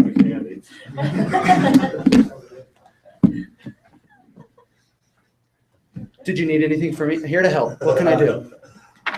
Do you have any other additional input other than what Royce gave? If not, we'll see if there's any questions for you. It's awesome. Okay. You're gonna love So it. we look good and it's awesome. That's it. Any questions for the applicant? Did you get UDOT to work with you on that property at all? Define work with. Well, I know some of your proposals that because it was so close to the overpass, that there was some conflicts with that property. So just a brief history. We went at UDOT trying to see if there was any potential to get a left turn onto Granite Way right there. We were met. Is this Granite Way right Yeah, yeah. That was a futile effort. So the next thing we did is we tried to get a right in, right out access, which you'll probably see as we move on with the other part of the approval. Right, I think it's lot 8. You have a pointer up there on the. Oh. Little red triangle. So there's kind of a proposed access there. We're meeting some pushback from UDOT. We're working through it. It may or may not happen, but we feel it's worth pursuing. I was just wanting to update it on that because I knew that there was an issue with UDOT and I didn't know where you were with them. Oh yeah, there's an issue with UDOT, Okay, I just wanted to know. Yeah. but they're good people So over there. you're possibly gonna have another entrance if UDOT will work with you. It'd just be a right in, right out to help access the retail there. So just a question out of curiosity. So if I'm coming northbound on I-15, get off the exit, I'd have to go. It's terrible. I potentially make a U-turn at the Pleasant Grove Boulevard North County intersection. Or if I take a left, there's still median there, so you have to go all the way down and make another U-turn, right? Is that? I mean, I'm sure you've dealt with this issue, but is that correct? Yeah. And I don't know if this will come up later in the conversation, but obviously I think everyone is aware of the zoning and the desire of the city to get retail here. And we feel we've got a great shot at delivering that. It's kind of a, I don't know, C plus retail location from access.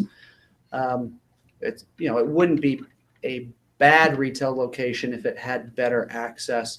In fact, you'll probably, and I don't know if I'm jumping the gun, we are asking for an additional access off of Grove Parkway from the city. So it's not UDOT.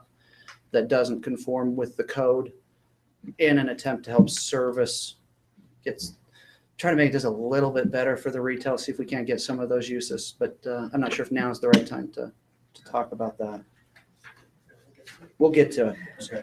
Royce, keep me under control. Any other questions for the applicant? Okay, thank you. Okay, we will now open it up for any public comment. Anybody like to make a comment? Oh. Yep.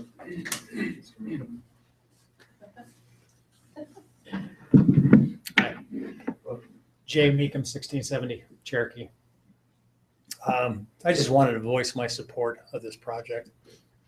Here we've got a developer that's willing to come into our community, bring millions of dollars to it, and we ought to help him and work with him to do that.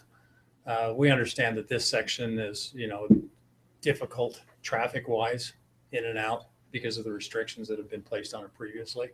It's limited on what it can be done. I've been in your position. I appreciate what you're doing. I've been on the planning commission for almost 6 years, and I know what you're going through. As a commissioner and as city council, you work in setting codes and zones. Once those are set, the developer then knows what he's supposed to do. And here we've got a developer that's come in, brought something that fits that. And I think the role of the city council and the planning commission is not now in control, but they are now in to facilitate. And that's what I'm asking the planning commission to do, is to facilitate this developer, St. John Properties, and do what they can to bring this to fruition, both on this, item and then the following one. Anyway, Good. Thank you. Thank you. Any other comment? Now that he's not on the council, can I pay him? You may want to strike that.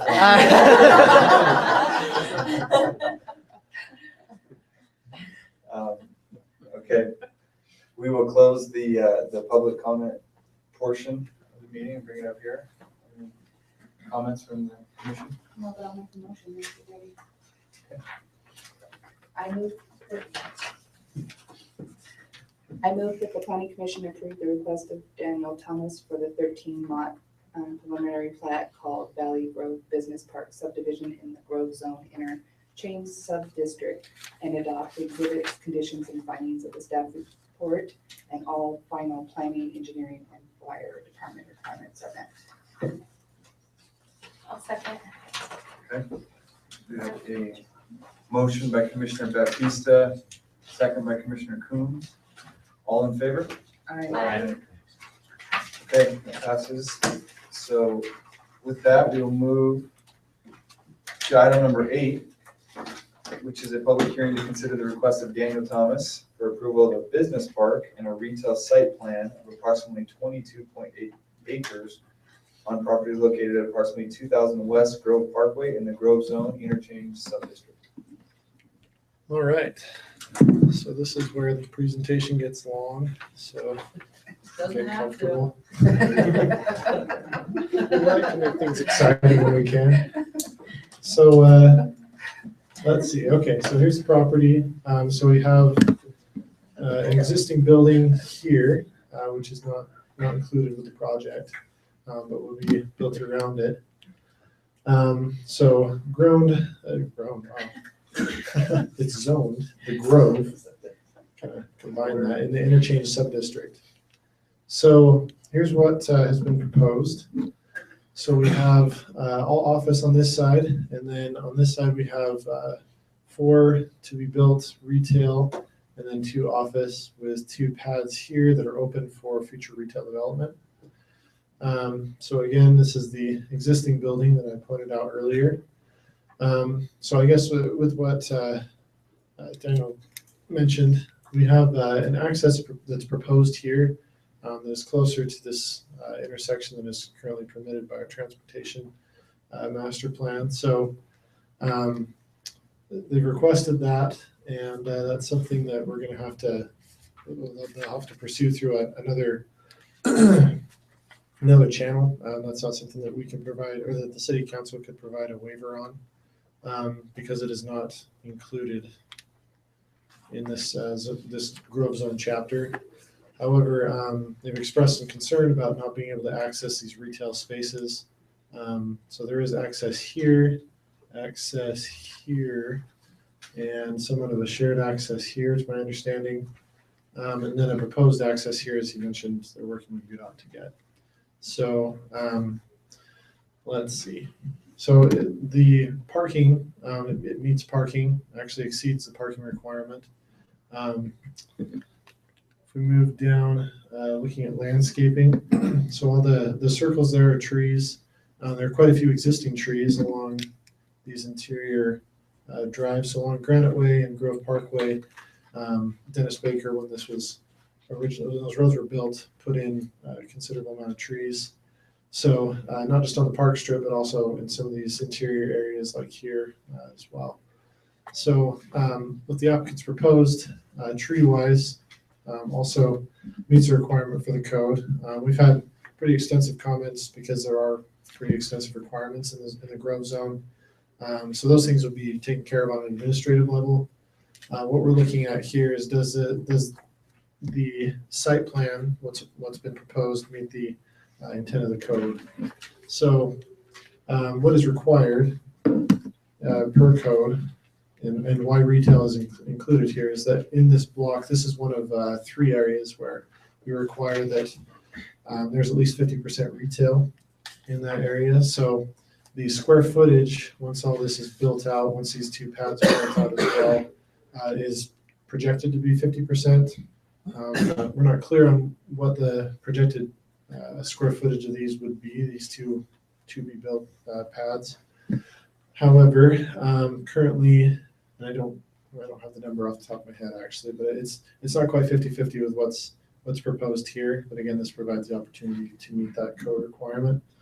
On the west block, there is no requirement for retail there, so we have all office here. So let's see. So here's some close-up of landscaping to give you an idea of what's being proposed.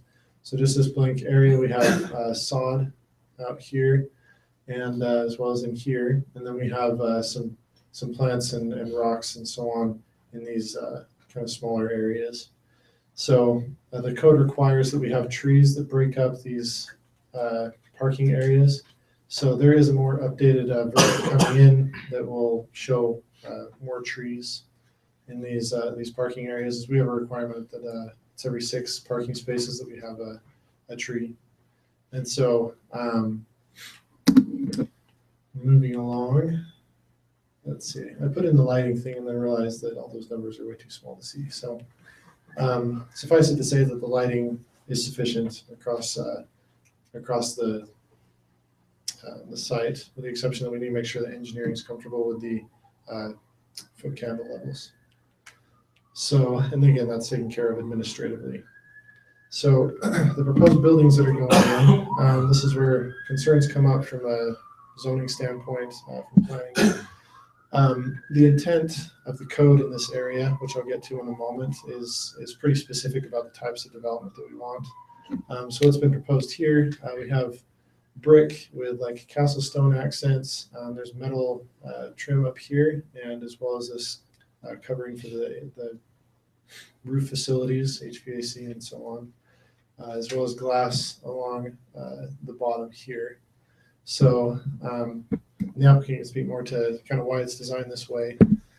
But again, so this is just all of these, should have put them closer together, but all of the longer buildings here, all of the office buildings, that's generally what those will look like. So there are some that are shorter than others slightly, but the general design is this. So here are the shorter ones. The retail is designed to look like this. So we have kind of a mix of some different heights, and we have some eaves coming out, and again, the glass, and not necessarily a brick aesthetic here, but more of like a stucco type aesthetic. So a little bit different. This is actually more in terms of what the code is requiring, not necessarily quite to the extent, but more of the spirit of it. So area lights, this is what has been proposed. In a meeting last night with the design review board, they requested that lights be shown. So this is just sent over today. So if it's not super detailed, that's why. But so for lighting out in the parking lot areas, the pole lighting, that's what that would look like. It's more of kind of elevations of it, kind of a boxy style. And then with just a single steel pole leading up to it. The lights on the buildings, I guess it's a wall light style, so not necessarily like a sconce light, but this would be attached to the buildings themselves and provide down lighting. Again, similar style to the pole lights, kind of a squarish So I'm getting into the purpose of the Grove Zone itself. This is for the entire area of which the interchange subdistrict is just a part, but this does apply. So the following regulations are hereby established to promote health, safety, and general welfare and the orderly growth of the Grove zoning district. To achieve the goals and objectives of the Pleasant Grove General Plan, to establish basic standards for structures, landscaping, and other improvements on the properties within the Grove zoning district, which promote high quality, innovative site design, and at the same time encourage efficient land usage, to establish development standards which will encourage capital investment and will promote the safe flow of traffic. Second part, this chapter further seeks to foster development that will provide the Grove zoning district with a special district identification that will increase property values, protect real estate investment, spur commercial activity, and attract new businesses and residential opportunities. More specifically, the creation of this special district shall be encouraged by means of a coordinated set of design principles for buildings, site planning, landscaping, and signage. These principles are intended to guide individual development and activities so that they will work together visually. This just relates to how the purpose of the code matches the map. So this is more of a legal thing. But and then no land use or development within the boundaries of the Grove zoning district shall be commenced or approved except in conformance with the provisions of this chapter. This chapter shall govern all land use, and development within the Grove zoning district shall take precedence over the provisions of the zoning ordinance unless provided for otherwise by this chapter. And then the interchange subdistrict specifically says that the purpose of the Grove interchange subdistrict is to promote the development of a regional center for retail, hotel, convention, and professional office uses with high quality architecture and site design, and to create an attractive gateway from the I-15 into the city, creating a unique signature image for the city. So from a planning standpoint, the last section of this is kind of the biggest part that Ken and I have been stuck on, is that we don't feel that the way that the sites and the way that the buildings are proposed, that it necessarily creates an attractive gateway from I-15, creating a unique signature image for the city. We personally can think of several other cities where you'd see the same type of building. Doesn't really grab your attention necessarily. So while that's all kind of subjective stuff, there are some things that in the creation of this code that the council put in. So these are specific building materials that are mentioned in the code. So we want recycled steel and durable materials, non-reflective glass, pre-finished steel, Terra Neo, split face block for large buildings, and that doesn't apply to these, treated concrete, and castle stone accents. So of these, so the retail buildings pretty much have all of these, with the exception, of course, of the face block. But the business buildings, the office buildings, they have a recycled steel and durable materials as they're intended to be LEED Gold buildings, so they would have to have some recycled materials in order to meet that requirement. And then they also have the non-reflective glass, which is a considerable amount of the building. The pre-finished steel, not so much. From looking at them, Terra Neo, no, and Terra Neo is. We're trying to determine what that is. It's basically, well, think of like a more smooth stucco type material, and because Terra Neo is a specific brand of material, the intent of the code is basically to create something that has that type of appearance. So it could be a flat stone, it could be a concrete, it could be a stucco, it could be Terra Neo itself. It doesn't necessarily have to be just that. It needs to have that appearance. And I'll get into some pictures here in a minute that will kind of give more of an idea of what we're looking at. So the castle stone accents are also included on those buildings as well. So a lot of these are taken care of, but there are some that aren't. So this is a grainy image. I apologize, start with this one, but these are images that the city council used in helping to kind of prepare what they wanted to have in the zone. So we have different images for each area, and we can say, if you're confused about what you're supposed to be doing, these images will give you a guideline. So basically this style of design, when they talk about a new contemporary green look, this is what they were meaning. there's a wide variety here, of course. It doesn't have to be as, huge sports arena, but as you can see, there's definitely variation in the buildings, lots of different materials, lots of glass, lots of metal. So different shapes, massing, changes in elevation, changes in the face of the building.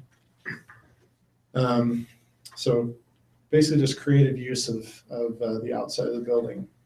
And so where the buildings that are proposed there are pretty much just rectangular boxes. We're feeling that from what's shown here, that doesn't necessarily meet that intent, what the city council was going for in this area. So a lot of these two are just kind of drawings and renderings, and I have more specific photos. Raise their hopes. So yeah, so these are, and again, a lot of this stuff too, there's a big scale to a lot of this, but it doesn't necessarily need to be the large scale. What we're looking for is design. So, this is the Huntsman Cancer Institute. We're not looking for the Huntsman Cancer Institute necessarily. We're looking for something that has that same style, basically, or similar style to it. How old are these suggestions? So these would have been created, I guess, about the same time that the zone was set up. So it would have been, Ken, was that about 2007? Yeah. So Has Yeah, the maybe a council couple years later. readdressed? Yeah, maybe 08, 09. Have the council had any interest in readdressing their standards? no, not that we've had. Well, there hasn't been a discussion about it, but I think this may jump us into it. Right. There hasn't been an application. Well, Yeah. that's kind of my point, if that, if. Well, let me get into some more realistic examples. Because we have I like a lot understand, of. but even when There are permission two says, I don't realistic know that this was practical. Yeah, just let him finish the. Okay. Yeah, so, because what you've seen here is kind of the classical painting style where you look at it, it's like this tiny little people in this massive building. So this is like it's more realistic. So this is the doTERRA building, and given that, again, it doesn't need to be this massive, but the doTERRA building would have met the requirements for the code in the interchange. So they actually got a waiver to be where they are. But again, that was more what the city council was looking for. A smaller example, the Aroma Tools building, that also would have met the requirements for the interchange. So this is a tilt-up building, so this area is concrete. And so when we say Terra Neo, that would work. That's the type of aesthetic we're talking about. This is a mall over in Reading in the UK. This is kind of like another real world example that I feel like is a good example of what, again, they're looking for, more of like a human scale. So again, lots of glass, lots of different materials, changes in the way that the buildings are, the building facades are laid out, so that it's more interesting at a human scale, and it's more inviting, because again, we're trying to create, as the code says, a unique signature image, a gateway to Pleasant Grove. So last night with the design review board, they had some concerns that they put into recommendations. So the first one was the view of air conditioning units and other rooftop facilities should be screened from the road. So that concern comes up as you go up the road towards I-15 on Pleasant Grove Boulevard, you get up above the buildings. So they wanted to see some sort of screening, but in discussion about it, we couldn't really determine how that would be done. Solar panels were suggested at one point.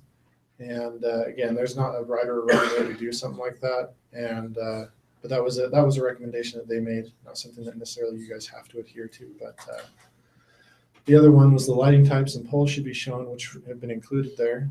If you guys feel like there need to be changes in those, if they don't meet the intent of the code, or they do, they wanted to make sure that was addressed.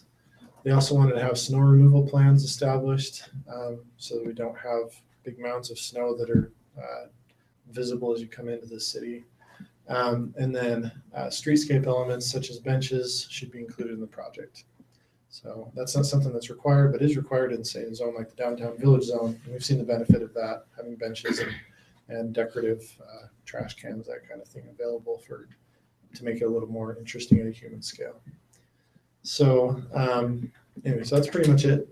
So are there any questions about, I I guess, all of that information. That's a lot of stuff, but Can we just clarify procedurally, is this a recommendation to city council, is that, or is this, are we? yeah, you're recommending that they approve the site plan or deny or whatever you decide. So are these reflective of your concerns, staff's concerns, I guess, as well? Is there something in addition to that that the staff has? You know, well, the concerns that we had were mostly code related. Well, they are code related, I should say, they all are.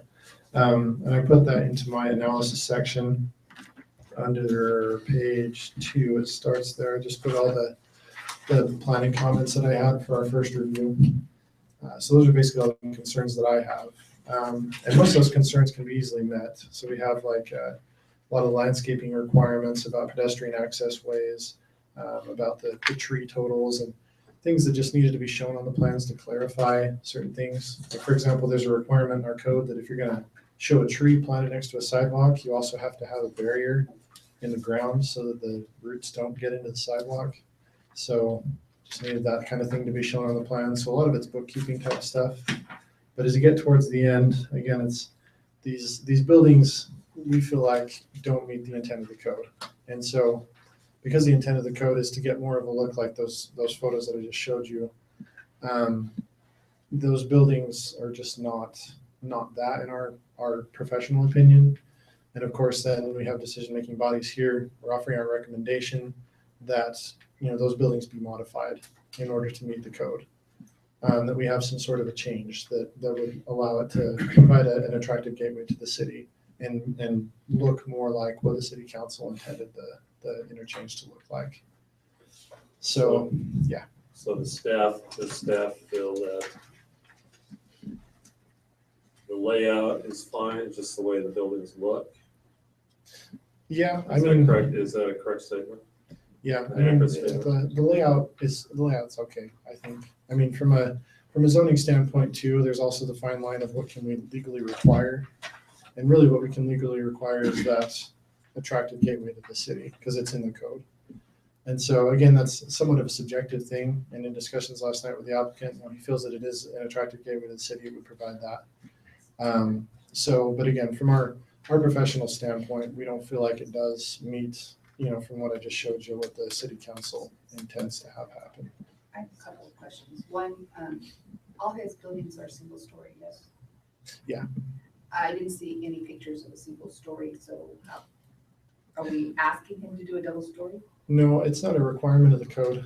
So what kind of design, I mean, all we saw was designs of multi-level facilities, so we didn't see any kind of There were design. elevations before. Previous to that, there were elevations that showed the single, right? Yeah, Well, I mean, just his project, not in the That's what you're asking. example. She's saying the design In examples. examples that the city is determining whether or not his building is, is the right image. He was giving us ideas, right? Yeah, I know, but none of them are single story images, am I right? right. Okay. Yeah, I mean, there's again, what I said is, the basic idea is we're not saying it has to look exactly like that. The massing has to be the same or whatever. We're saying more of a design style. Well, the only thing I really picked up was a lot of glass, and in the picture renderings of his one stories, there was a lot of glass. It just wasn't elevated glass. Mhm. Can you go back to the site plan or where this shows the lots?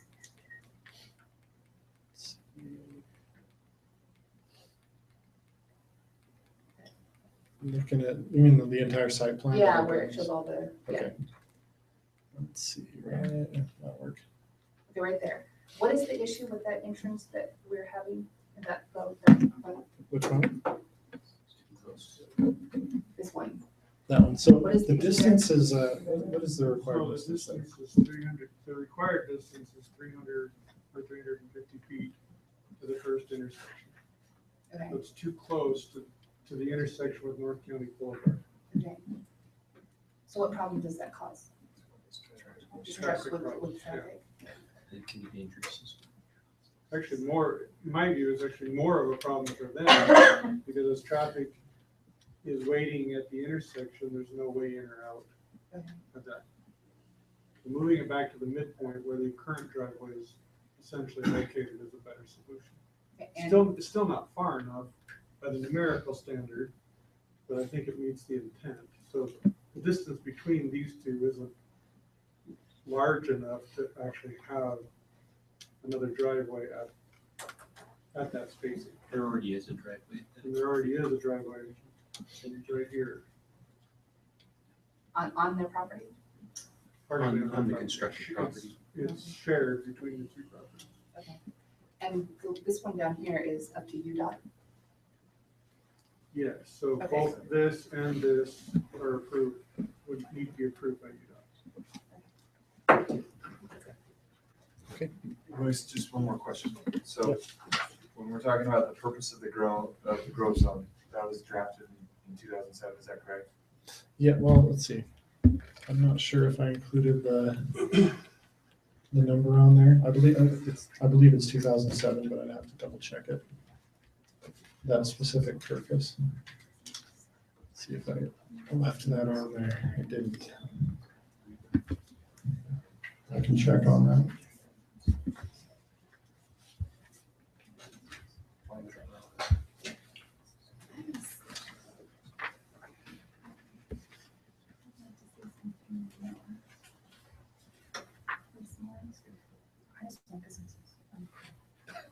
Yeah, but they're gonna do those structures, they're gonna do that, and then he says what's up in this. Okay, so that specific section was last amended on April 16th, 2013. What is that? So the purpose section, I'm not sure what part of the purpose section, because our code doesn't show you what was changed, but that section was modified in some way last April 16th, 2013.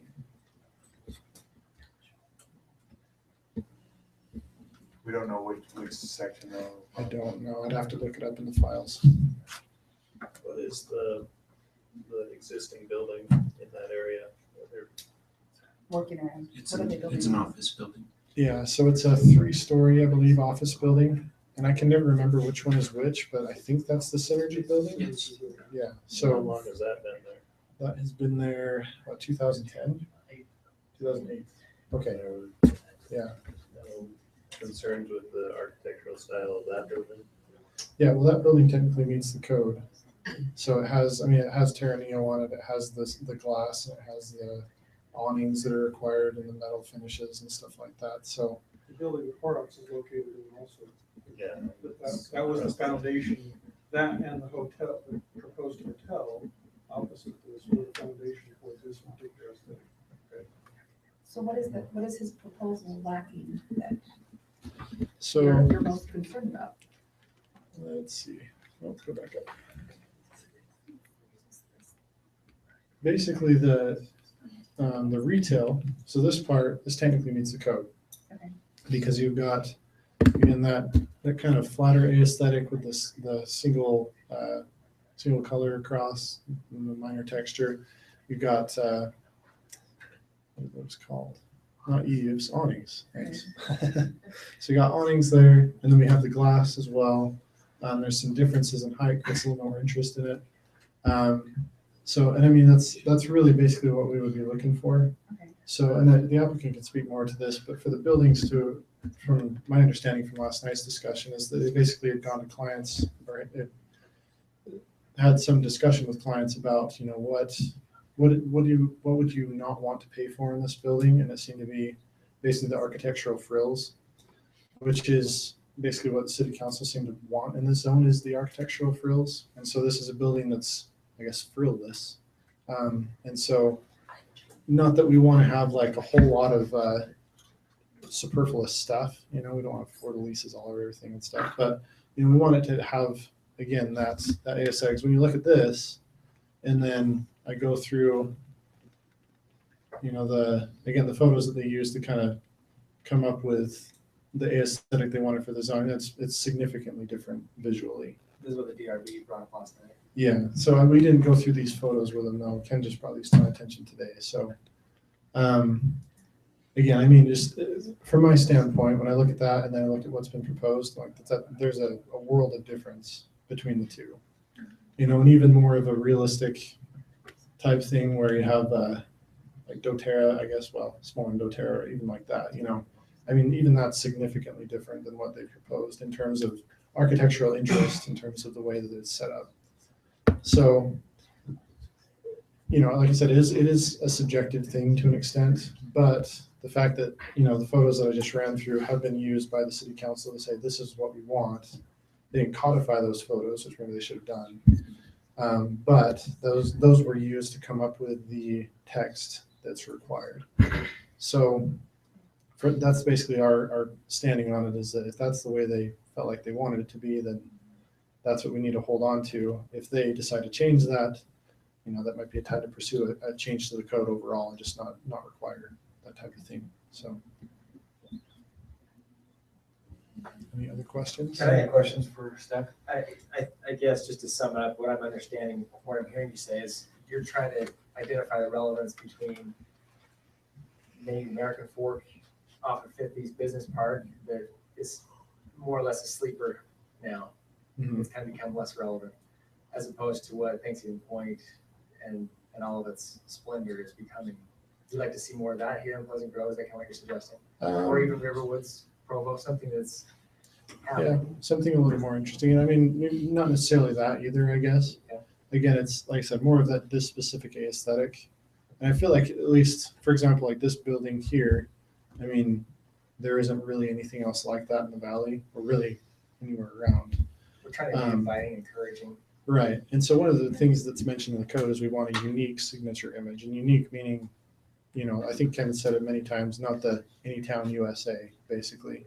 You don't just drive in, it's like, oh, I've seen this before. You drive in, you're like, oh, I'm Pleasant Grove, you know.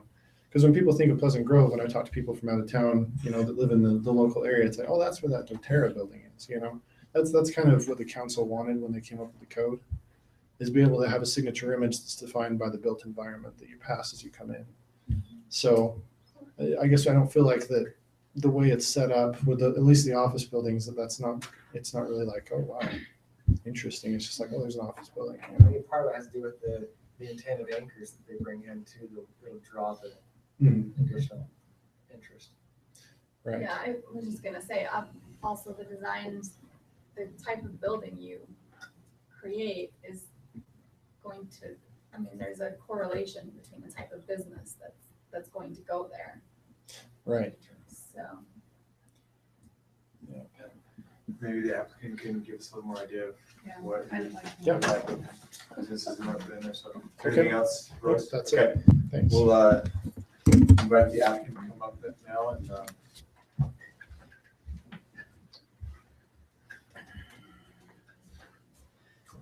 Dagan said I needed to be more monotone.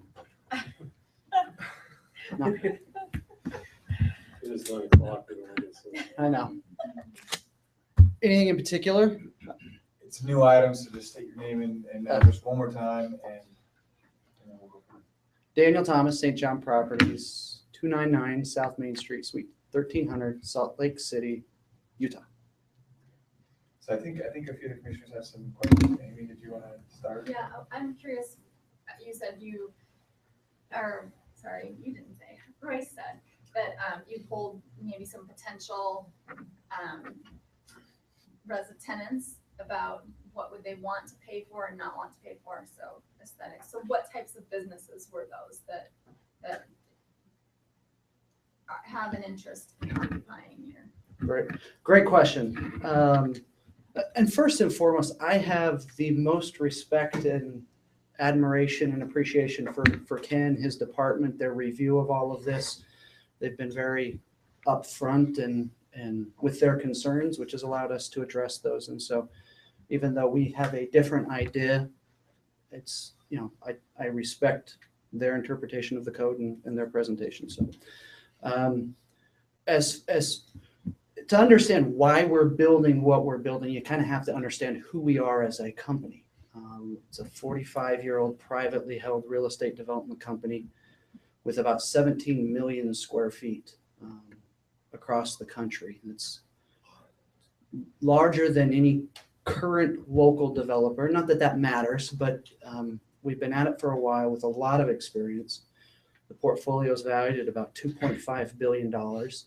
And the bulk of our product of what we build is this. This is a prototype building for us because our buildings for us are a science. And you know, the architect in the room can cover his ears, but these aren't architecturally designed buildings. They're user designed buildings. To answer your question specifically is every year, I mean, think of the base of users that agree to pay us rent, right? It's a large base. Every year we survey them, and it's not, how do we score on a 1 to 10? You know, do you like us? You know, do we call you enough? It's, is there anything on this building we can improve? Is there anything on this building you wish you weren't paying for? And year after year, we modify our prototype to fit the demands of the people who pay us rent, right? So that's kind of the origin of the design of the building. And I think this is one sexy building. And I'm not just biased. It's a very attractive building. Across our portfolio in this building is Lockheed Martin, Boeing, General Dynamics, CSC. I don't know if I can say this. Volkswagen is no longer in our building. They told us not to say. Okay, Volkswagen's not in our building. Not today. The other one, can I say the other one? This is kind of a chuckle. So we lease about 1 million square feet of this product type to the federal government. And the Obamacare website that we all love was actually developed in one of these buildings. So don't hold it against me. Denied. Denied.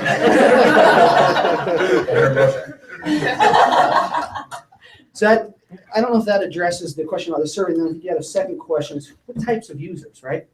So Pleasant Grove, and we think St. John Properties, we both have an opportunity here that we don't get very often, and that is to develop in such a precious gateway to a city right off the interstate. This stuff's hard to come by. And so we feel the same obligation to the opportunity that you feel as a city. So when we took our knowledge base and our experience and then surveyed the market here, we asked ourselves, do we want to build the same thing everybody else is building, right? And we said no, for a couple of reasons. And we have in our portfolio a lot of those other buildings. They're not bad buildings. They fit a need and a purpose.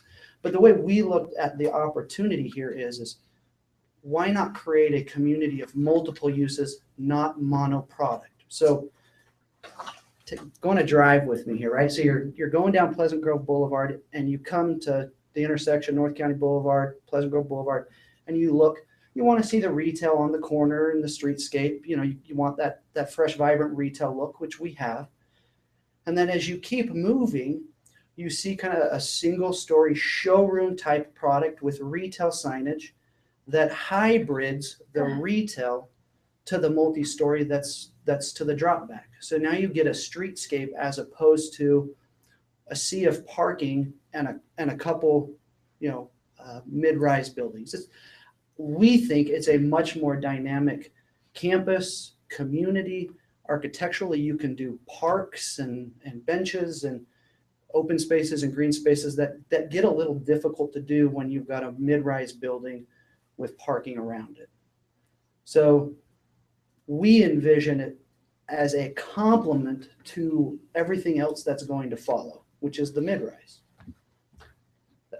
I should have stopped talking about 5 minutes ago. Did that answer your question? Okay. All right, any other questions? Are there parks designed in the site plan? Yes, 2. Well, 2 central parks. Does this drive? Yes. These arrows?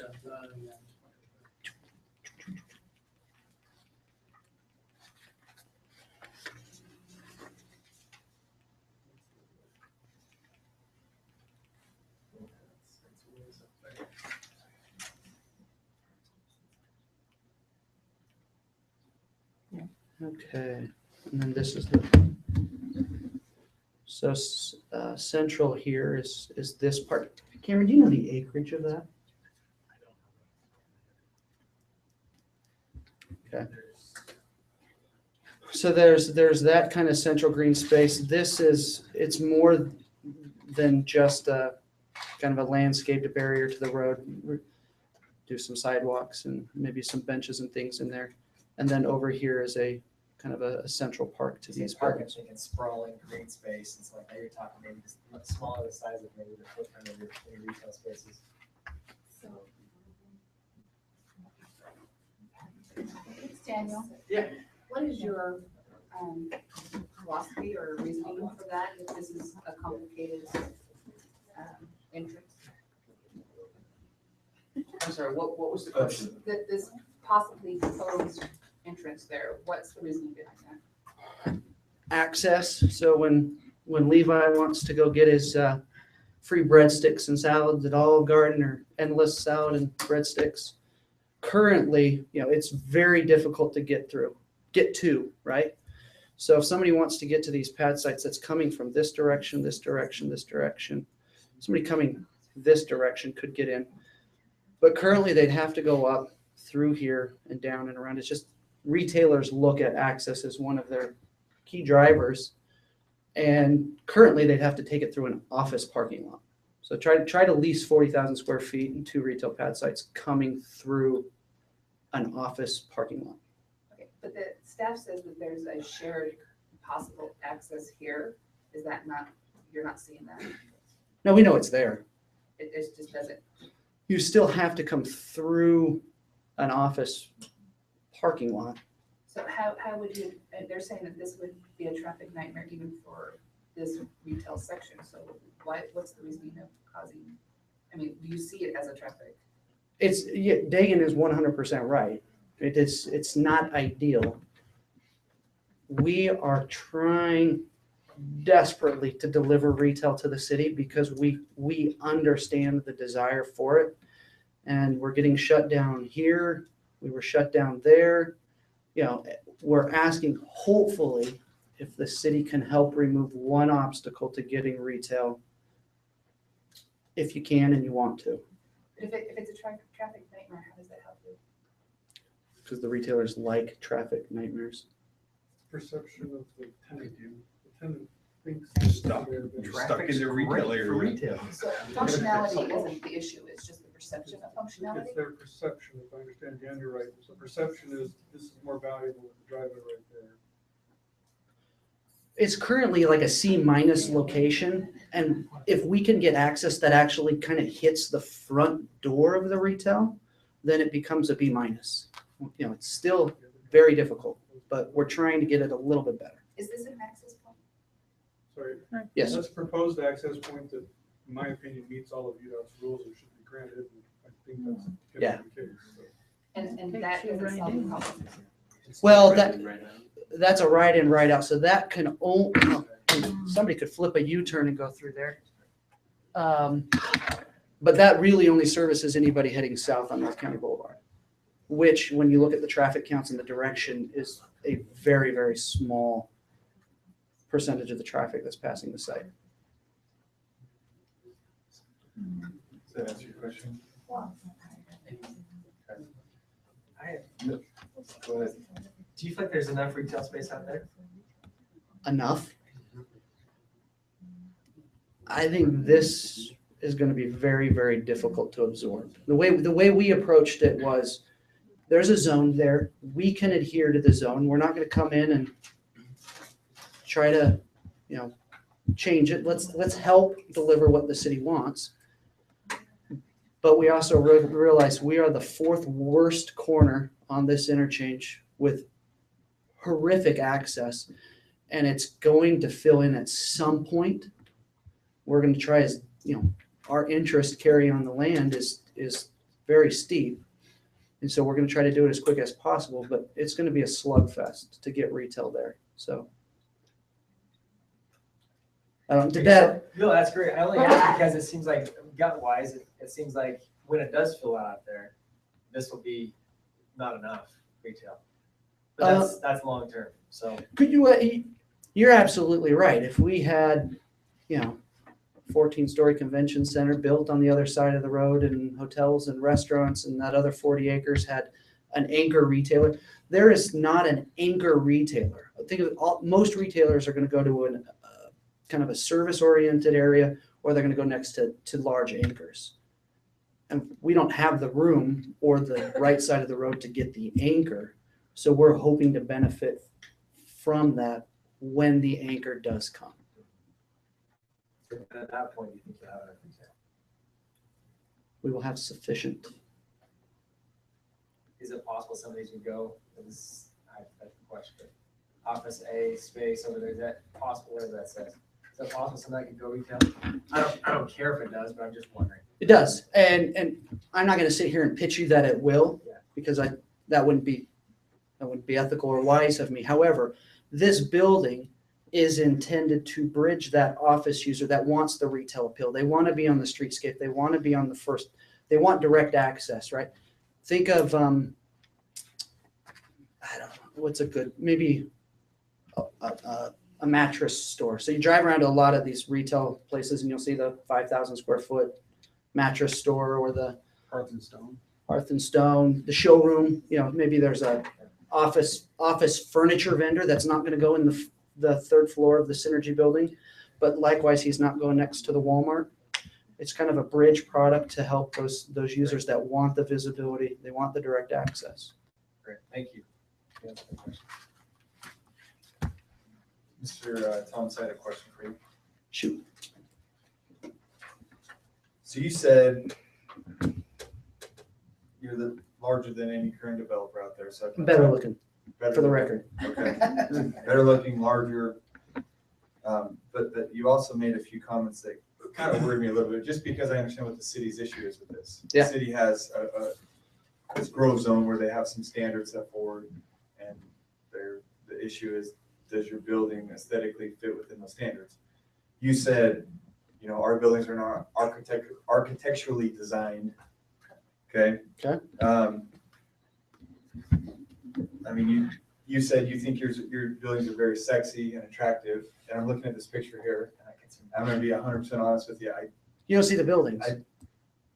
Okay. Am I not supposed to be looking at the buildings here? No, that's supposed to show the green space. Okay. If that's just the green space, I was streetscape. going to say, I don't see sexy buildings there, but that's my opinion. I haven't. And this is subjective. We understand that.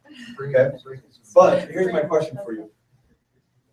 If you're this large developer, and you even said that some of those photos, which I personally think are way out of line with probably what Pleasant Grove is expecting, but I understand Royce's point, right, with those buildings, and you said you have some of those in other areas of the country. Yeah. So what efforts have you taken to try to meet them in the middle or compromise? I mean, are you guys stuck on this one design and that's it, and that's all you're going to do, or are you willing to say, look, we're so big and we have all these other options that maybe we could tweak this or that to kind of fit the purpose of the growth zone more? No, great question. There's an economic decision, obviously, right? There's a market decision.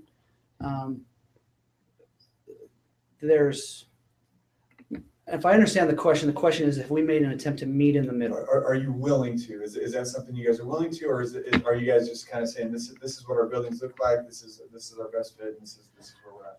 And I mean, is it set in stone, or is there options? I'm looking for options. It's set in stone, and because I don't think we need to concede that it doesn't meet the code.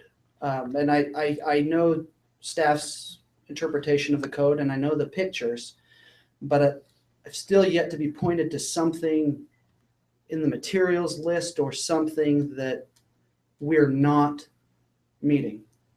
Okay. I mean, I know that there's a perception if multi-story is, maybe what they're looking for, but I haven't been pointed to anything in the code yet. And maybe I let Royce defend himself, but there's Terra Neo, which is obviously not on our buildings.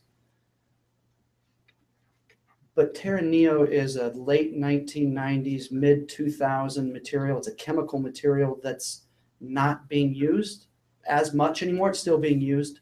You all know Brandon Fugel, right? I sent him a text a couple days ago. I said, help me understand, what's this Terra Neo? How is it being used in the marketplace? He said, people are still using it, but it's a dated material. People are now moving to different materials.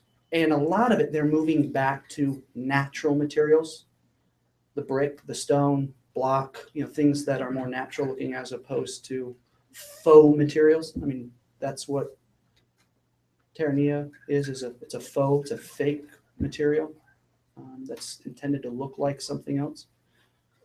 So that's the only thing that I could say, maybe, if we could, if that's what you really, really want, we could do it. But I don't know what else we're missing. Mr. Chair, if I might read a section of the code here. It's on page 21 of the staff report. Number 4, building design components. A, all exterior materials. Can you give us a second to get there real quick? Sorry. Which page? This is page 21 of the staff report. Page 4 of 32. 21 of 32. And then it's number 4 on there. Yeah, the page at the bottom is 4 of 32. Mine says 21. Sorry. So it says, all exterior materials shall be durable and low maintenance. Glass, steel/metal, concrete, and Terranea products are to be the dominant exterior materials used. Building curvatures and extended decorative metal eaves are to be noticeable features. So to me, you don't meet the B and C on that, right? Brick is the dominant exterior material. It's not actually. So just for the record, glass and steel on this building is 65% of the building. Brick is less than 30%. And maybe I a little bit also over don't 30. see any building curvature or really extended metal eaves on the on your buildings. So that's to me where you don't meet the code, since you mentioned that you didn't think that there were areas that you were meeting. So could you clarify where we don't meet the code with the dominant materials? So if you say it's 65%, great, that's 65%, that's fine. Okay. But particularly C, building curvature, extended decorative metal eaves. Okay. And meeting you in the middle. There are decorative metal eaves on the retail buildings, and I don't know if you want 13 buildings all with decorative metal eaves either. Right. I understand that, and I don't think the staff has a problem with the retail building design. So, I'm just, our job is to apply the code as the council has written it, and it says are to be noticeable features. So it's, we can debate the aesthetics of it, and whether we like the design or not, but we have to apply the code that the council has written.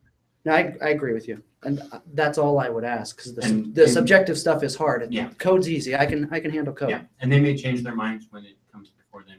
That's the council's prerogative.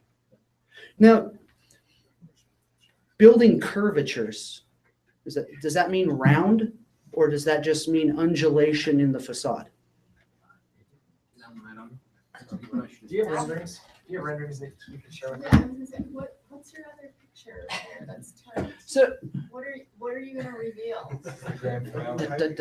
So the reason why I haven't pulled these out, these are old renderings. So these renderings were done 4 or 5 months ago with a different site plan.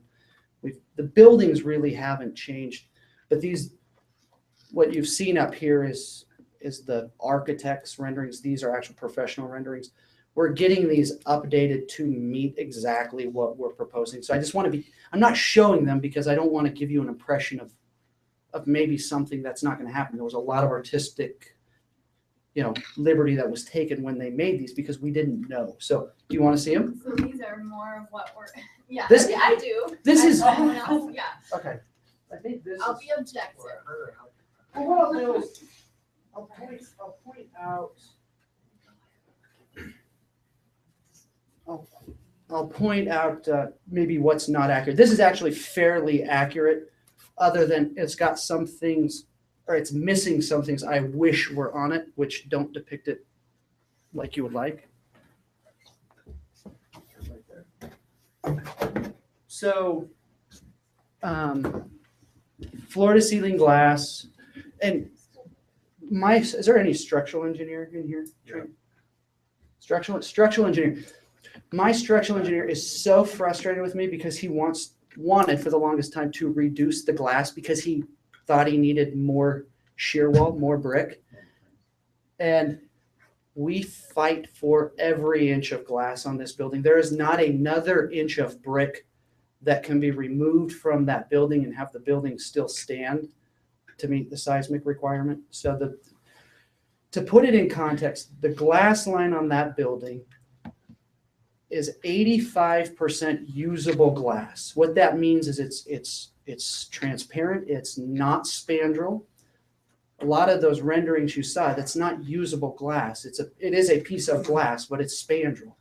So one of the pieces of feedback we got from users is they say, we'll pay for glass. We want natural light. We want as much window line as possible.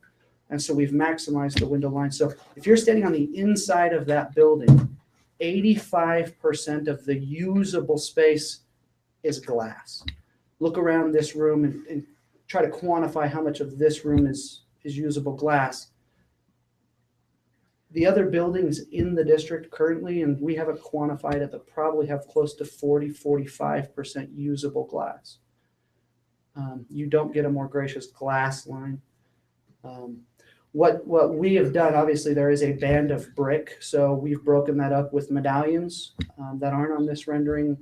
They might be shown in the other rendering, but you'll also have building number signs up there. You'll have tenant signage that are gonna actually make the building look better than that rendering. But that's the building.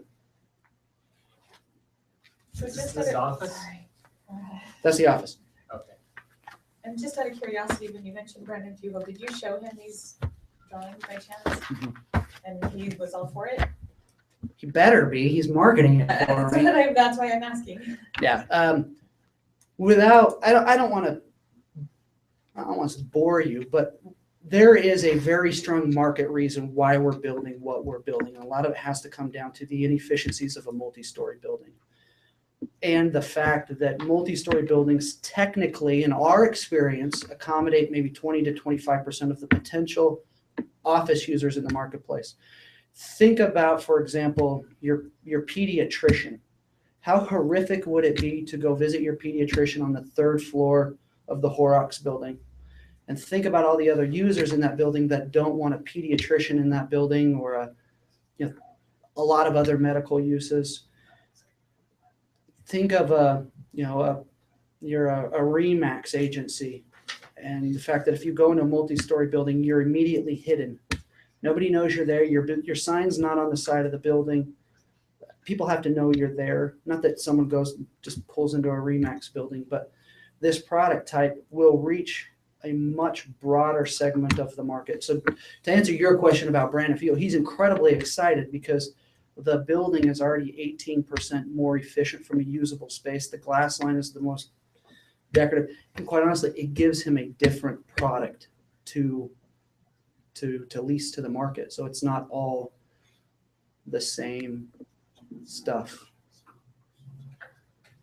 He loves it, Lisa.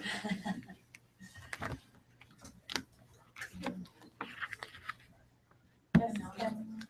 Mr. Chair, Ken has a question. No, I'm sure. Okay. I just wanted to mention, I think the difficulty that we have had on a staff level in the review of this project is what has been submitted to us has seemed to be very apparently outside of the code. And we're hearing things tonight and a few indications that perhaps what we have seen and projected on the screen is not exactly what is being intended here, that there are modifications coming, that perhaps this band of brick, which is exactly the reason why we've had a problem with it, again, seeing what's right there. That's what was submitted for our review. That is a brick. That is a box of bricks. Yeah, there's some windows there, but the predominant feature you see on that is bricks. And so that was most apparently not in line with our architectural code. And as pointed out by Peter Steele, that there are 2 sections there. And although Daniel now is stating that there's 65%, well, we haven't seen that. That hasn't been shown to us as a staff level that is exactly where it's at. So I suppose coming from a staff viewpoint, we can't be comfortable in recommending any kind of approval of that based on those concerns until and if we are shown that, oh, yeah, okay, we are meeting the intent and that it is 65% and, you know, all this kind of stuff. But what we have been presented has not given us reason to support it. And can you tell us what the building curvature is, what that means? Well, that is up to interpretation, but I think the reason why the renderings have been shown and are part of our, not necessarily in the code, but they're part of what we always distribute whenever anybody is going to go through this. It was part of the original presentation to the city council when the code was established. These are the renderings, these are the concepts, so that you can see that there are different types of architectural features that show some kind of curvature, not just a rectangular box. Yeah, well, like doTERRA has the angle. Right, that's what I was Angled asking. board. Yeah. There is staggering, some is curved, like actual rounded, but some, it's just different shape. I felt like it was represented. Yeah, so showing doTERRA, showing Aroma Tools, those are good local examples of how that's done. Why don't we, Can I yeah. Can I yeah. defend my? I mean, Well- there is nothing that we've presented that's going to change. In fact, the reason why I wasn't showing this is because this isn't accurate. That's accurate. I just spent $7,000 to try to get that to look like this, and I wasn't going to wait a month till I had a pretty picture. So that is 65% glass and steel. That they're the dominant materials. So I want to be clear. There's no bait and switch. What we've presented here is what we plan to build. There's nothing additional that we're pulling out later. So our understanding then is, according to at least what Ken says, is what you've said here tonight is possibly different than what the application represents. And so the staff is going to go off the application of what was presented to him. So do you dispute that? Is that? There's nothing, and I should add, is there any, what are we presenting tonight that wasn't part of the application? Other than some pictures that I was coerced into showing. I think one issue, and correct me if I'm wrong, is the brick, right? Your application, my understanding was that it was going to be this band of brick, but then tonight, tonight you said. No, this was part of the application, correct, Ken? Yes. This is what we're building. Okay. So there was nothing, in fact, what I'm presenting here with this picture is actually less than, I didn't want to show because it's not what we're building. Amy kind of made you show. So, Yeah, but- that was my fault, but I but- will tell you, it gave me a better perspective of the. Correct. The columns, I can see the similarity in the columns with those, the stripes between the brick. So, I see texture on with the metal on the roof. So it may not look exactly like this, but it puts it more in just perspective for me. Well, I don't think it varies that much. And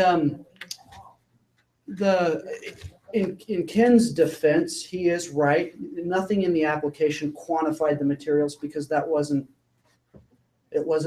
part of the application. I came here knowing it was probably going to be a question, so I did my calculations to defend why it meets the code. But Ken's absolutely right. Me coming here quoting the percentages was not in the application. Is that something you can supplement? Do you have documents or something that you could submit showing the percentage of materials, or is that? That would be helpful. I don't think it's I guess my difficulty, and tell me if you don't see it yourself, but as I look at those pictures, I don't see 65% steel and windows. I see, or glass. I see, it seems like the other way around. I see 65% of brick. You got that band, you got the columns, and whether it actually turns out one way or the other, maybe it actually is, but I'm not seeing it. But it just, in my mind, it doesn't appear to be predominantly steel and glass. 65%. And I'm having an issue because we're looking at a photo rendering here that is not, just, for me. I promise not The way- to throw the my way I'm looking architect at under it, the way bus. I'm looking at it, we're never going to agree what the percentage of glass is off of this photo. I see a lot of glass. I see tons of glass. Well, I see a lot of glass, but it's. But if, I can't tell you the percentage of glass. By looking at this, I couldn't tell you the percentage. No, but brick really isn't anywhere listed in here. It doesn't exclude it, but all the other materials that are mentioned are not brick. And it doesn't match the flow of that And to me, the and strip the of intent brick of that. dominates the view of the building, right? Yeah. So it says what material is dominant. To me, if I were walking or driving by this building, the glass would not be dominant, in my view, right? It's a brick building, you're right, yeah. The brick would be dominant to me. I would say, oh, that's a brick building. And I want you to say it's a brick building. And this is the reason why. I could make that stucco and meet the code. And it would cost me a lot less, but it would look hideous. So Sorry, go ahead. Oh, I was just gonna say, I mean, I do, there were a couple comments that you made that I do appreciate that helped give me a better vision. I did like how you said the single story is kind of a landscape to the larger as you go down that road. And then also just the signage. So I don't know if there's something that the city needs to do to require that all the signs have to be iron or something to change the look of the brick and kind of hide it. And the brick is great. It's so, I mean, but as far as the look, the general plan is going for, it doesn't meet, in my opinion. So let's do this. Unless you have something else right now to add, let's open up for public comment, move this along, and then we will come up, have discussion here. If there's discussion matters that we need your help on, you can come back up and we can address that. Is that Yeah, can I ask one question just to make sure I cover my bases on something else? So Royce, is this the proper place to bring up the evergreen requirement? We were looking at the code this morning on that, and so the waiver part, I had thought applied to the evergreen thing, but it doesn't apply to that section. It applies to like the design standards for the building.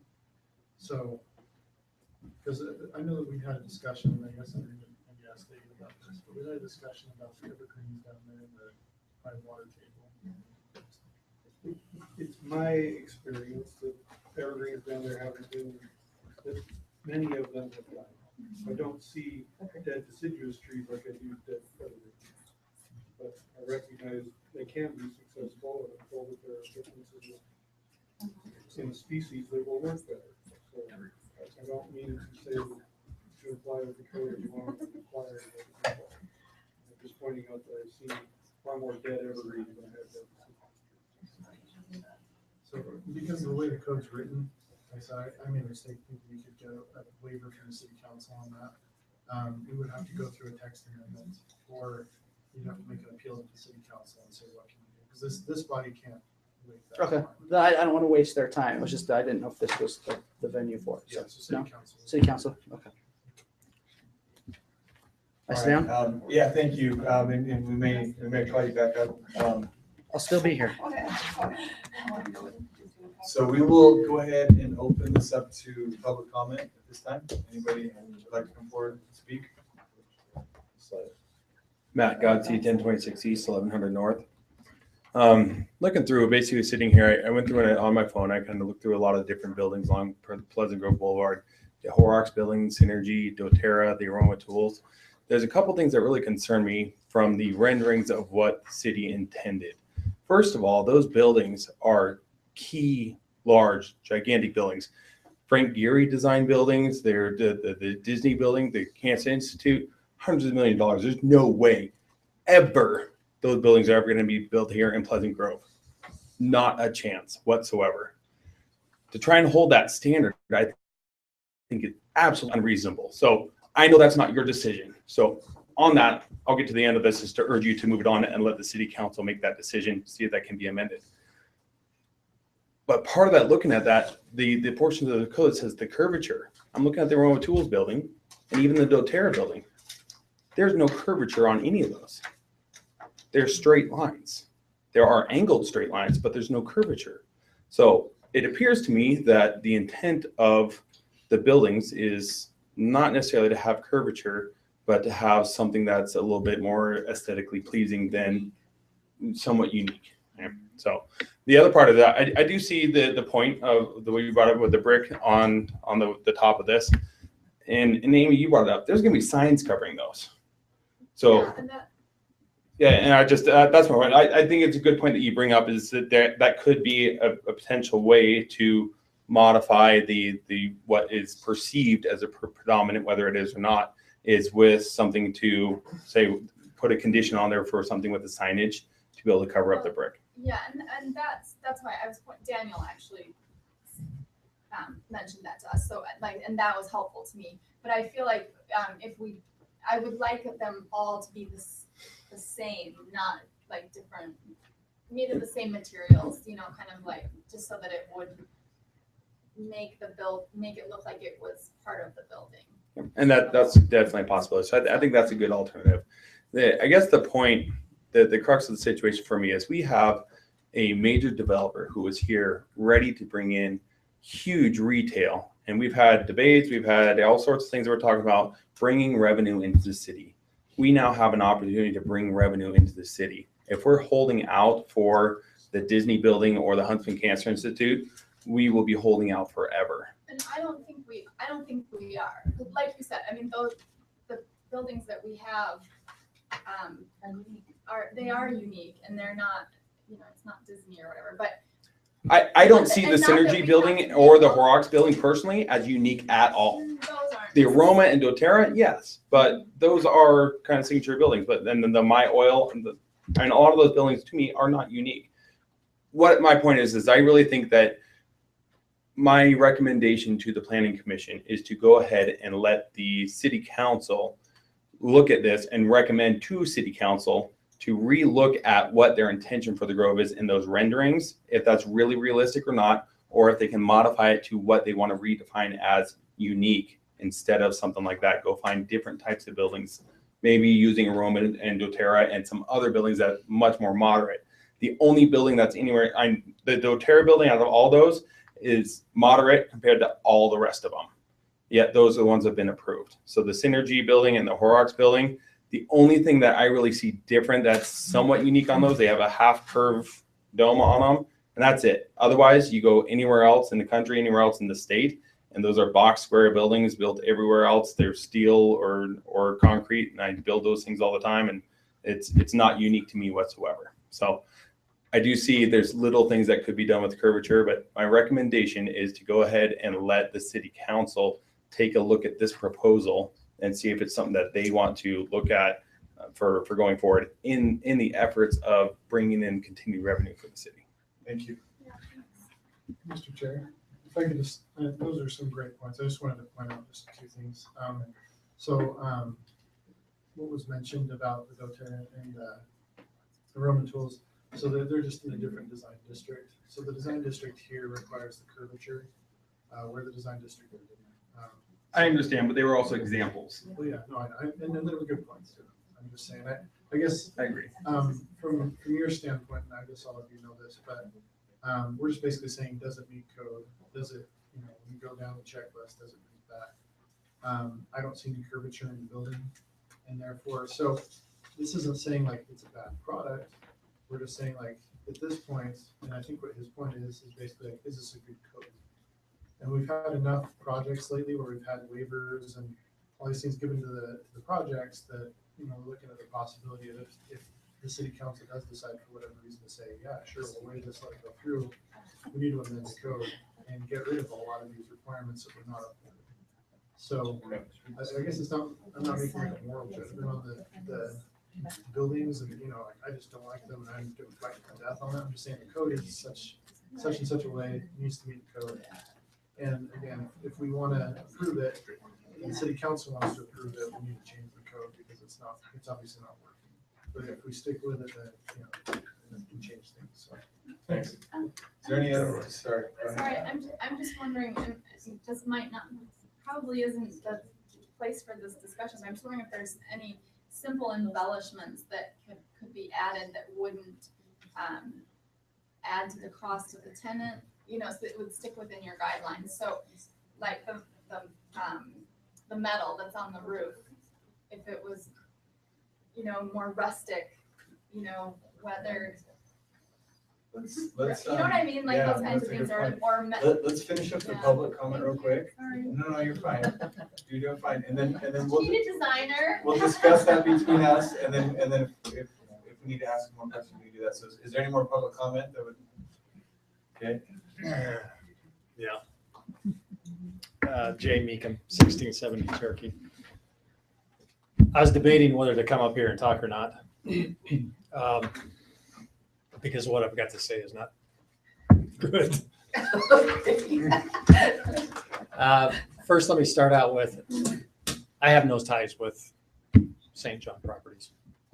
No ties with Daniel Thomas. I agree with you, Chairman. They don't look sexy to me at all. And I'm hoping that things can be worked out there. But as I hear the conversation, we hear about curvature, but yet no one can define curvature for the applicant. In my opinion, city staff, along with city council, including myself, has failed on this. For staff to give a presentation which brings up photographs like these at the last hour today, having found those and brought them up and say, this is what we want, this is our intent, to me is unacceptable. And, you know, you listen to Ken's words, well, it seems, and Royce's statements, in our opinion, it's difficult to understand the intent when the intent is not given, was not specified. And that's what's difficult. That's what's the hard decision here tonight. That interchange area has been open for years. And we have, as a city, have had the opportunity for years to set something if that's what we wanted.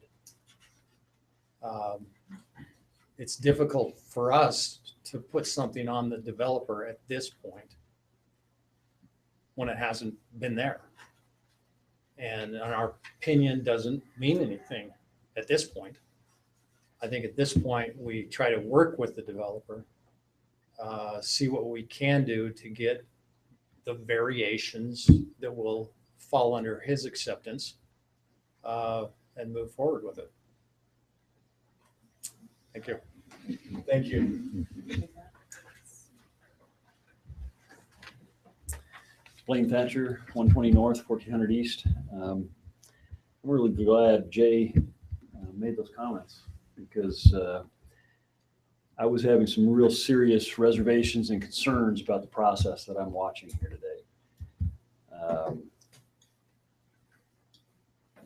The standards that are trying to be applied here appear to be very subjective, and I just have some real concerns and reservations about that. So, but Jay said what I wanted to say, so I don't have to really focus on that. I have a question for Daniel Thomas, actually. It seems to me that the desired intent here of these design requirements are to somehow foster development in the interchange area, right? To be sort of some gateway view and provide some interest there, right? And help foster future development around, right? So my question to Daniel is, in your professional opinion, if this development goes as planned, what impact do you think that has on development across the street in both directions? How do you think that plays with what future lies for the development of those other properties. My question for you. Oh, can I answer? Absolutely.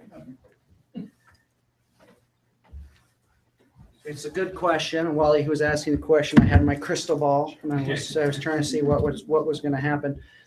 Yeah, I think it's natural, and you see it up and down the I-15 corridor in places. You know, activity begets activity. I think Lehigh is probably a prime example of that. Draper, they've got unique dynamics that are going on there with the particular industries that are there. But you know, in our experience, when something is green, in our terminology, which is a field, it's very unattractive, and it takes somebody with some gumption and some risk, quite honestly, to try to drum that up. And so I can't tell you what's going to happen. I can't tell you because we build, 6 of these buildings. Walmart's coming across the street. I don't even know if you want Walmart, but what will happen is when you fill that much square footage of office users, there are retailers that benefit from the business environment, hotels, delis, pizza shops, coffee shops. Some of those uses, our design is intended to capture those as the momentum breeds. So, and as you see, it's no secret. I think you guys know what Neuron is doing. I talk weekly with Taylor, and we're partners in what's going on here. And he told me, and I don't want to quote him, he's not here to defend himself, but he said, we decided to spec a building because we see activity there. How long have they been sitting on that lot? And I don't want to say we did it, but look what's going on across I-15 right now. Started clearing some dirt. They're putting up buildings there, right? So that activity begets activity, and currently we're the largest player that has intentions of spending $40 million over the next couple years right here in Pleasant Grove. So I think once that money is spent, the market sees it and they dovetail it. Does that answer the question? So it seems to me it's safe to say that if this development goes in, that the likelihood of development across the street increases by some order of magnitude, right? I think that needs to be weighed and considered. The subjective nature, again, of the requirements that are being put on, I think need to also be put in context.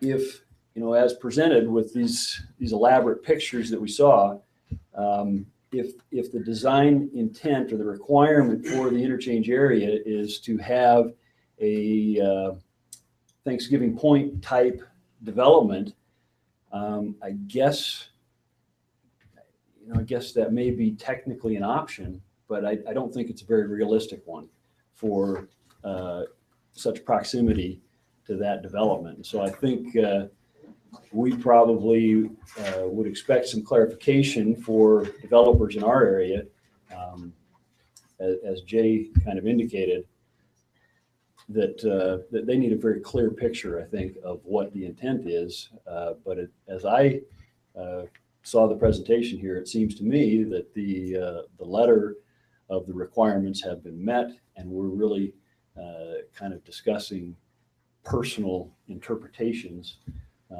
on what people personally would like to see developed there, and that causes me a little concern. Thank you. Thank you.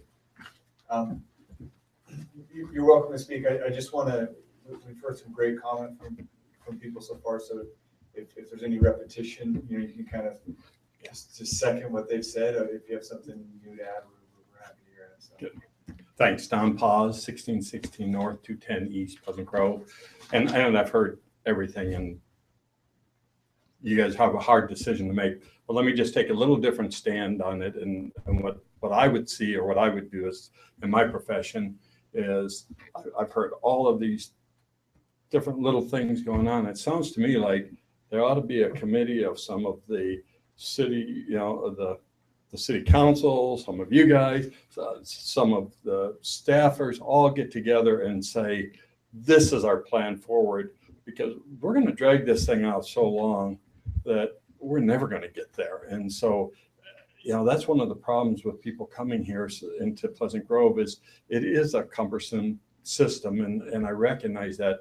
But I think it's time on this particular project that's been hailed throughout our city for some time now, that maybe we pull our group together and say, okay, these are all the issues that have come up. Let's go down a check down list and give it, so that you all have the same thing going, and so that they can see what's needed, and it's not all this guessing. And if it's going to be these buildings that were shown in the other pictures and stuff, then that's what it's going to be. But it's time to kind of get it going, I hope. Thanks. Thank you.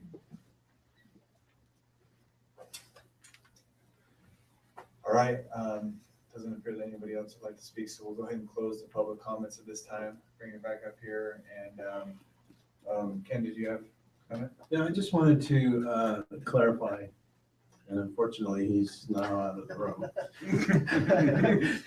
The comment made by Jay that we're springing this information on them, that is not correct. We met early on with Daniel and his team and expressed to them what the design standards that we had in our code were. He also expressed to us fairly strongly what his design criteria was, and we told him early on that that doesn't meet our code, but that there was a provision in the code that could be waived. So this is not something new. Perhaps some of the people that are here tonight, some of those pictures are new, but we did share those pictures with the code early on to them, so they knew what we were talking about. Now, maybe we're being grandiose in some of our buildings, but that was clearly stated that that's not the point. There are some design features on these large buildings that can be incorporated on smaller buildings. And specifically, we were not being subjective all the way. Specifically, there were items of the code that were pointed out that were not being met.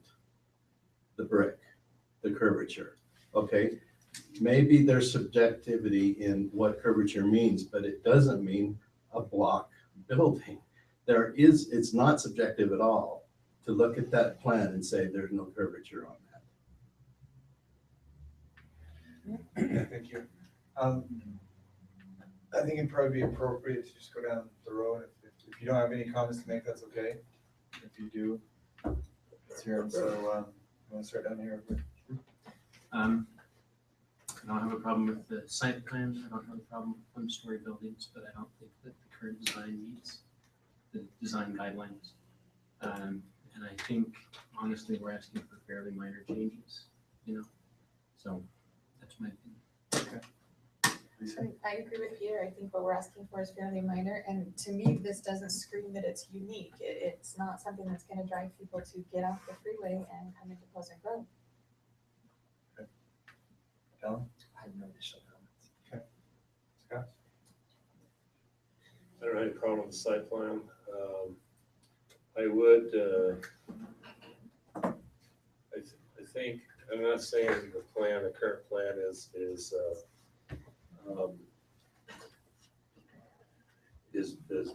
wrong, right? But I do think that that we ought to be updating what we want to see there on that interchange on maybe more of a frequent basis than we're seeing right now.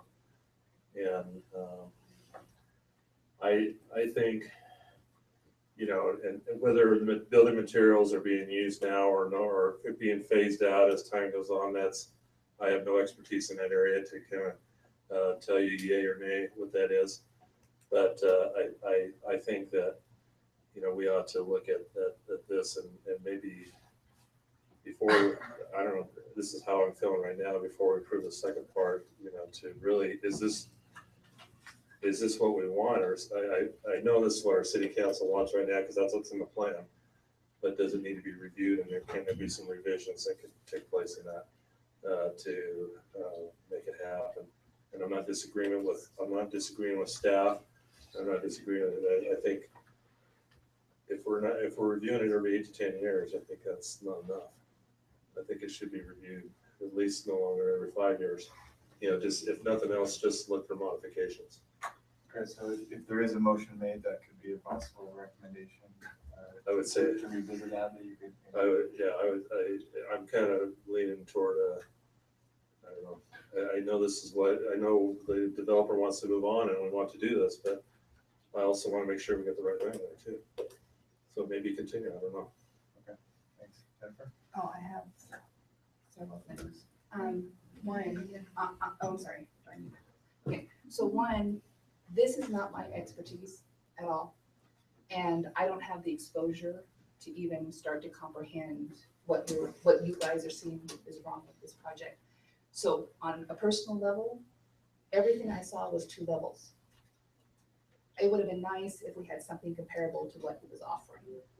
You know, as what is your look at a single level? I don't even know how to vision and take what those rendering, those pictures were at multiple levels and try to reduce it to a single level. That's challenging for me. So everything that you're talking about and trying to implement, I'm just not getting. And so that's difficult for me. And it would take a lot of time and training and a lot of exposure for me to even get caught up to some of the levels of some of our other, people on the commission. And so I apologize for that. But that's where I'm struggling. One is that I just visually can't see what you're expecting or wanting on a single level. Two, our city has been, I've been here almost 11 years. There's almost as much dirt out there as the day I moved here. And our city is divided and struggling because we don't have a financial base to support a lot of things that the city needs. So I think design to me is a minimal issue. I really struggle with us challenging development over design, especially when I can't define it. And I don't know if, I know council has made some adjustments and waivers on every development, I think, that has come in, that has come into the zone. I think we've made a lot of adjustments and waivers to most of the buildings coming in. So I'm struggling with this one in a huge way.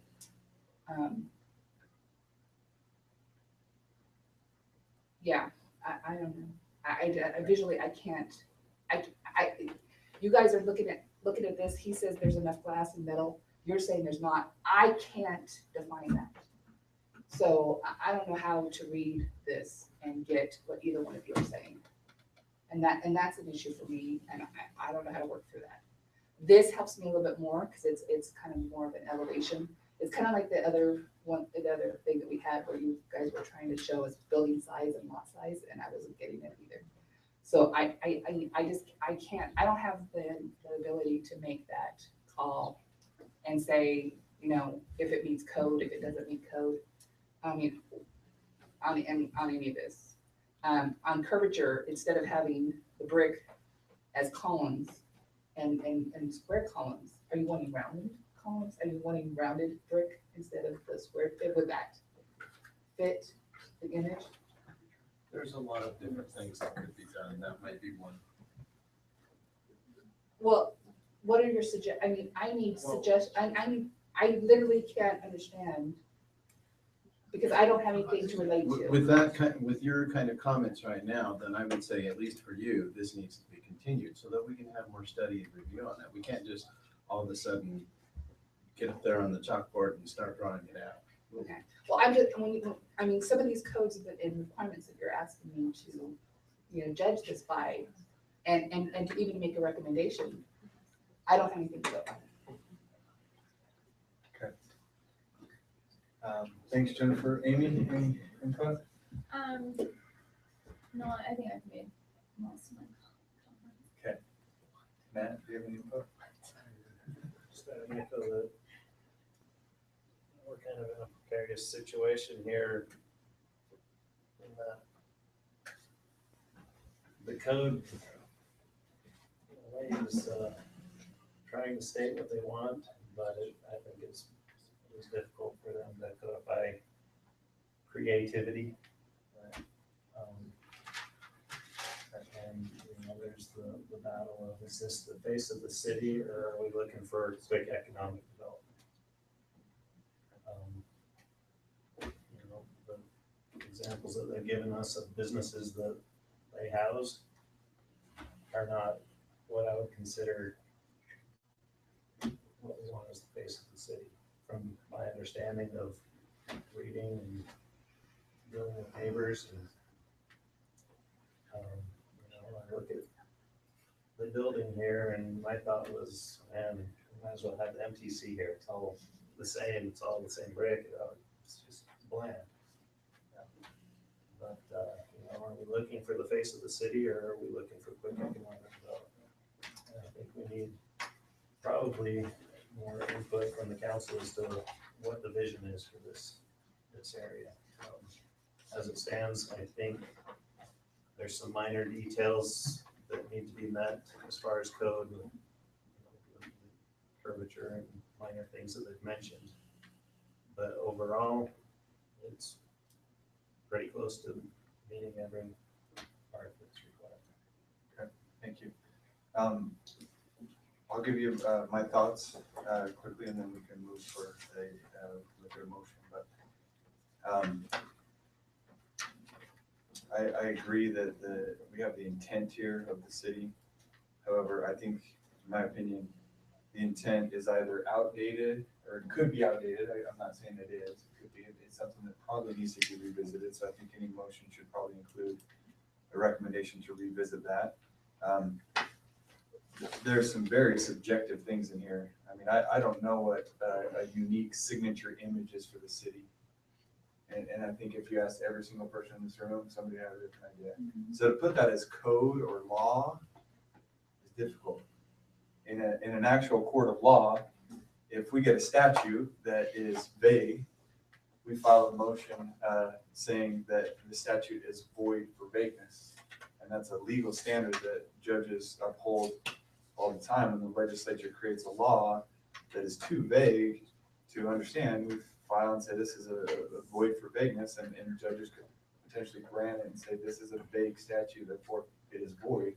I'm looking at page 21 here again, and it says that all exterior material shall, so shall is a key word that means it must be durable and low maintenance, which I don't know how that you quantify that. Number one, I mean, who's here to say, hey, this is durable or not durable, or this is a percentage durable or not durable? That seems slightly vague to me. I understand that the city intends to use glass, steel, metal, concrete, terra neo, which I still don't think any of us really know what it is, as the dominant exterior. Well, what percentage dominant? So if he's got 65% steel, is that just anything over 51%? If you have 51% glass and 49% brick, is that dominant? I don't know. Yeah, exactly. Building curvatures, I think that's vague. I don't have a definition of that. I think a building curvature is vague. Where does the curvature need to be? Just like I think Jennifer said, is it on the columns? Is it on the corners? Is it on? I don't know. I don't know what that means personally. So and we're talking about noticeable features. I just think that's vague and subjective. So that's my 2 cents for what it's worth. That I understand that we're obligated to follow the code. However, I think the code is somewhat vague in relation to this. I agree. I agree with what a lot of people have said, Mr. Thomas. I maintain my position that I don't think these buildings look very sexy. And so I'm sorry if that offends you, but I can see where the city's coming from. I would maybe expect a little something more elaborate. I mean, when I see this one here, I think it's an elementary school that was built 20, 30 years ago, honestly. And I'm sorry if that offends anybody, but that's my initial take. And so, I don't know. I think there could be a compromise here. This is obviously going to go to the city council, and they can decide. But that's my 2 cents. So if anybody else doesn't have any more comments, I'm happy to entertain a motion. Or I would suggest I should say something. I guess I could, but I thought I said enough already. But I think you might have had us at Obamacare.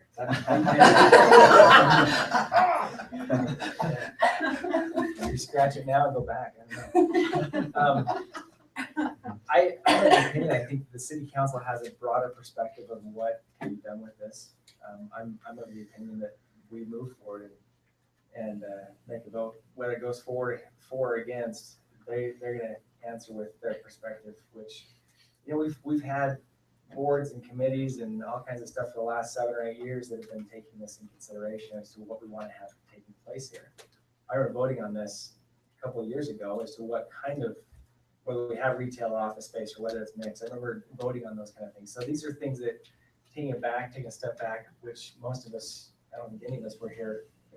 I'm the oldest guy on the planning commission, but those are things that we don't have full perspective on. So I think that's something that we have the privilege of passing on, that it's their right and their responsibility to take forward and make that decision for our city. So good job, everybody. I think we've done a good job hammering it all out.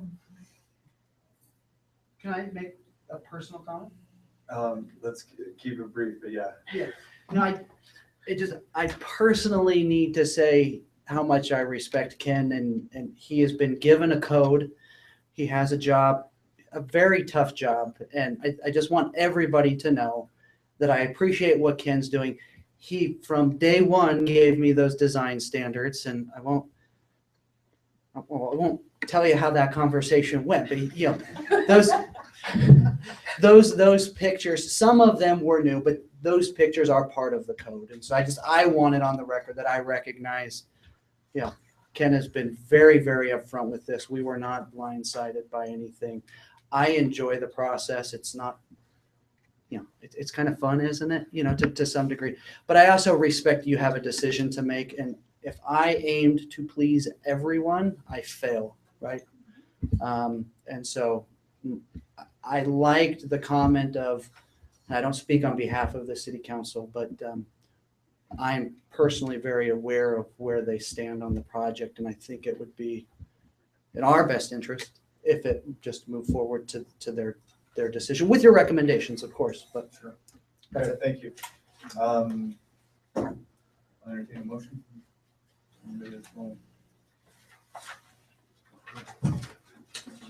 I'll make a motion. Yeah. Just real quick. You know, I think if there's, I think if we move forward with an approval on this, I think we make some recommendations to the city council to define some of those issues that we've talked about, such as curvature, the other terms that we were dealing with, and also to,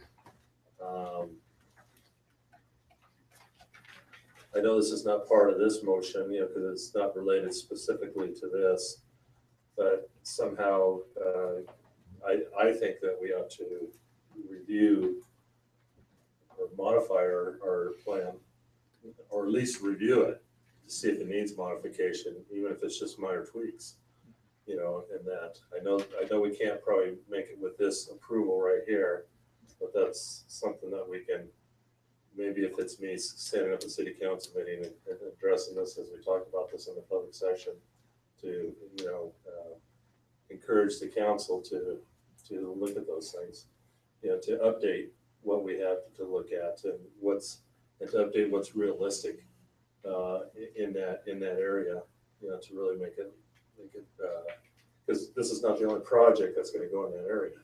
So we're going to have this discussion every time we have a project like this happening. We're going to go through this whole same thing all over again, many, many times, and staff's going to get frustrated by it because, in my opinion, we have some clear direction and we don't have some clear direction. Yeah, so anyway, that's what Second. That was not a motion for the record. I was just gonna third it. Go ahead, Amy. All right. Yeah, restate that, Amy. It's got sway you at all there? Oh, no. I'm just kidding.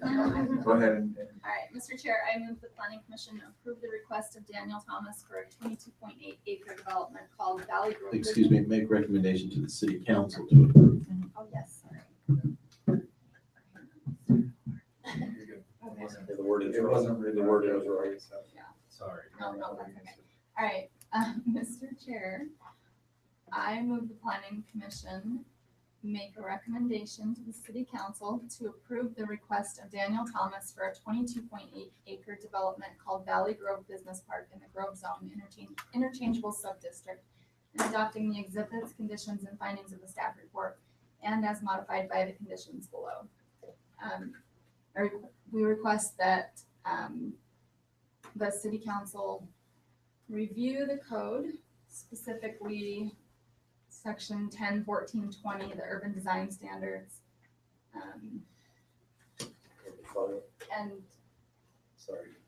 just to come up with some more specific requirements, more definition to the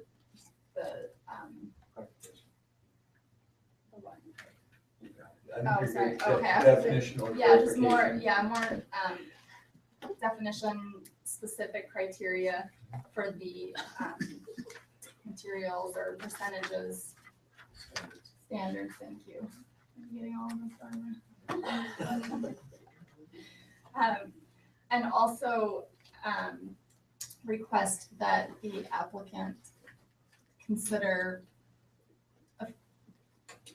maybe a few tweaks to the design. You want to include number 1 on that as well, the final? Oh, comment? yes, and all final planning, engineering, and fire department requirements are met. One more thing. And Just that they revisit the purpose of the Grove Zone, I think, okay. including in addition to the actual statute. And that the city council revisits the purpose of the, isn't that part of Grove that Zone. section? Is it? Oh, no, it's not. But revisit the purpose of the Grove interchange. We in the have sub-district. I was just gonna say, we have 2 separate sections, so really, I mean, The as entire- far as what's being talked about tonight, we need to revisit the interchange sub-district section. We need to revisit the Grove Zone chapter, Yeah, and that's- also that's- revisit the design standards. So basically, everything that I referenced in the staff report. Okay, perfect. We have a motion. Do I need to start over? We'll pass it up. Okay. Good job. I'll That's all I second have that. to say about that. Who's second? Alan? So we have a motion by Commissioner Cardin for approval. We have a second by Commissioner Nelson. All in favor, or if there's discrepancy, we can go down the road, or go down the road, but we'll say all in favor? Aye.